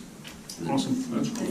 Awesome. We're gonna try. We're hoping, we think we can pull it up. We think we can get a trailer here, so some point in July. Yeah, I do. So there's certain people that have these permits. Yeah. Certain farmers Yeah, do, and some Sam don't, I guess. got me the list of local, in town, and then we can reach out a little bit farther out to be sure we fill the trailer. So So fill the usually, trailer. usually 30, 40 deer in the trailer, and Okay. then they take it, so, Okay. over a weekend period. Okay, good. That's cool. Secretary, you have anything? No. I don't have anything. She wants to thank everybody for appointing her. Yes, that's Yeah, right, exactly. Thank you, Matt. Have another. Was there, there was no Google Drive, so was there any vouchers? I didn't see any vouchers, so. I think mine just got sent out like end of last week. Next month. Well, it'll be next June. month. Okay, we will. So, I mean, I don't, can't make a motion on something I don't have any info on. Can I get a motion open to the public, please? So moved. Second. All in favor? Aye. Public? Hi, Aye. I'm public. So I'm in a bit of a predicament here because I got a certified letter that I had to sign for, which said that on Wednesday, May 11th at 7 PM at the East Amwell Township Municipal Building, the East Amwell Township Planning Board will hold a public hearing on the application of the undersigned. And it doesn't seem like it's going to happen, and it says that this is, could be my only opportunity to address it. Could you reference what application we're talking about? Just so How would I everybody here know? knows. How would I know? So this is It's- to who's the take block attorney 6, signed? lot 26 and split it up? Oh, yes, this was an application that came to the former board secretary at one point. It was deemed complete. The attorney sent out this notice. I don't know who authorized or who told him that he was going to be on the May meeting, but when we got our hands on it, when I saw the application, I realized that there was an error in the application. I spoke with the applicant's attorney. He agreed that he has to amend the application in order to make it correct. And that is why the application never made it here to the board. It was not on the agenda for tonight, so that was in error. If they come back before the board, if they amend their application, if they provide us with a proper application, they're going to have to send that out again. Okay. So you will get another notice, and hopefully everything will be correct at that time, and we will have a hearing. But we don't anticipate that happening before August, potentially, because the meeting dates are full. Okay, thank you. Okay. And we apologize for the mix-up, because I know that. Kind of interesting being here, so. I hope you got more comfortable chairs than we did. Good night. Good night, folks. See, I can show. Can I get a motion to close? Motion. Second, all in favor? Aye. Can I get a motion to adjourn? So moved. Second, all in favor? Aye. Good night, everybody, thank you. I feel so bad. You can almost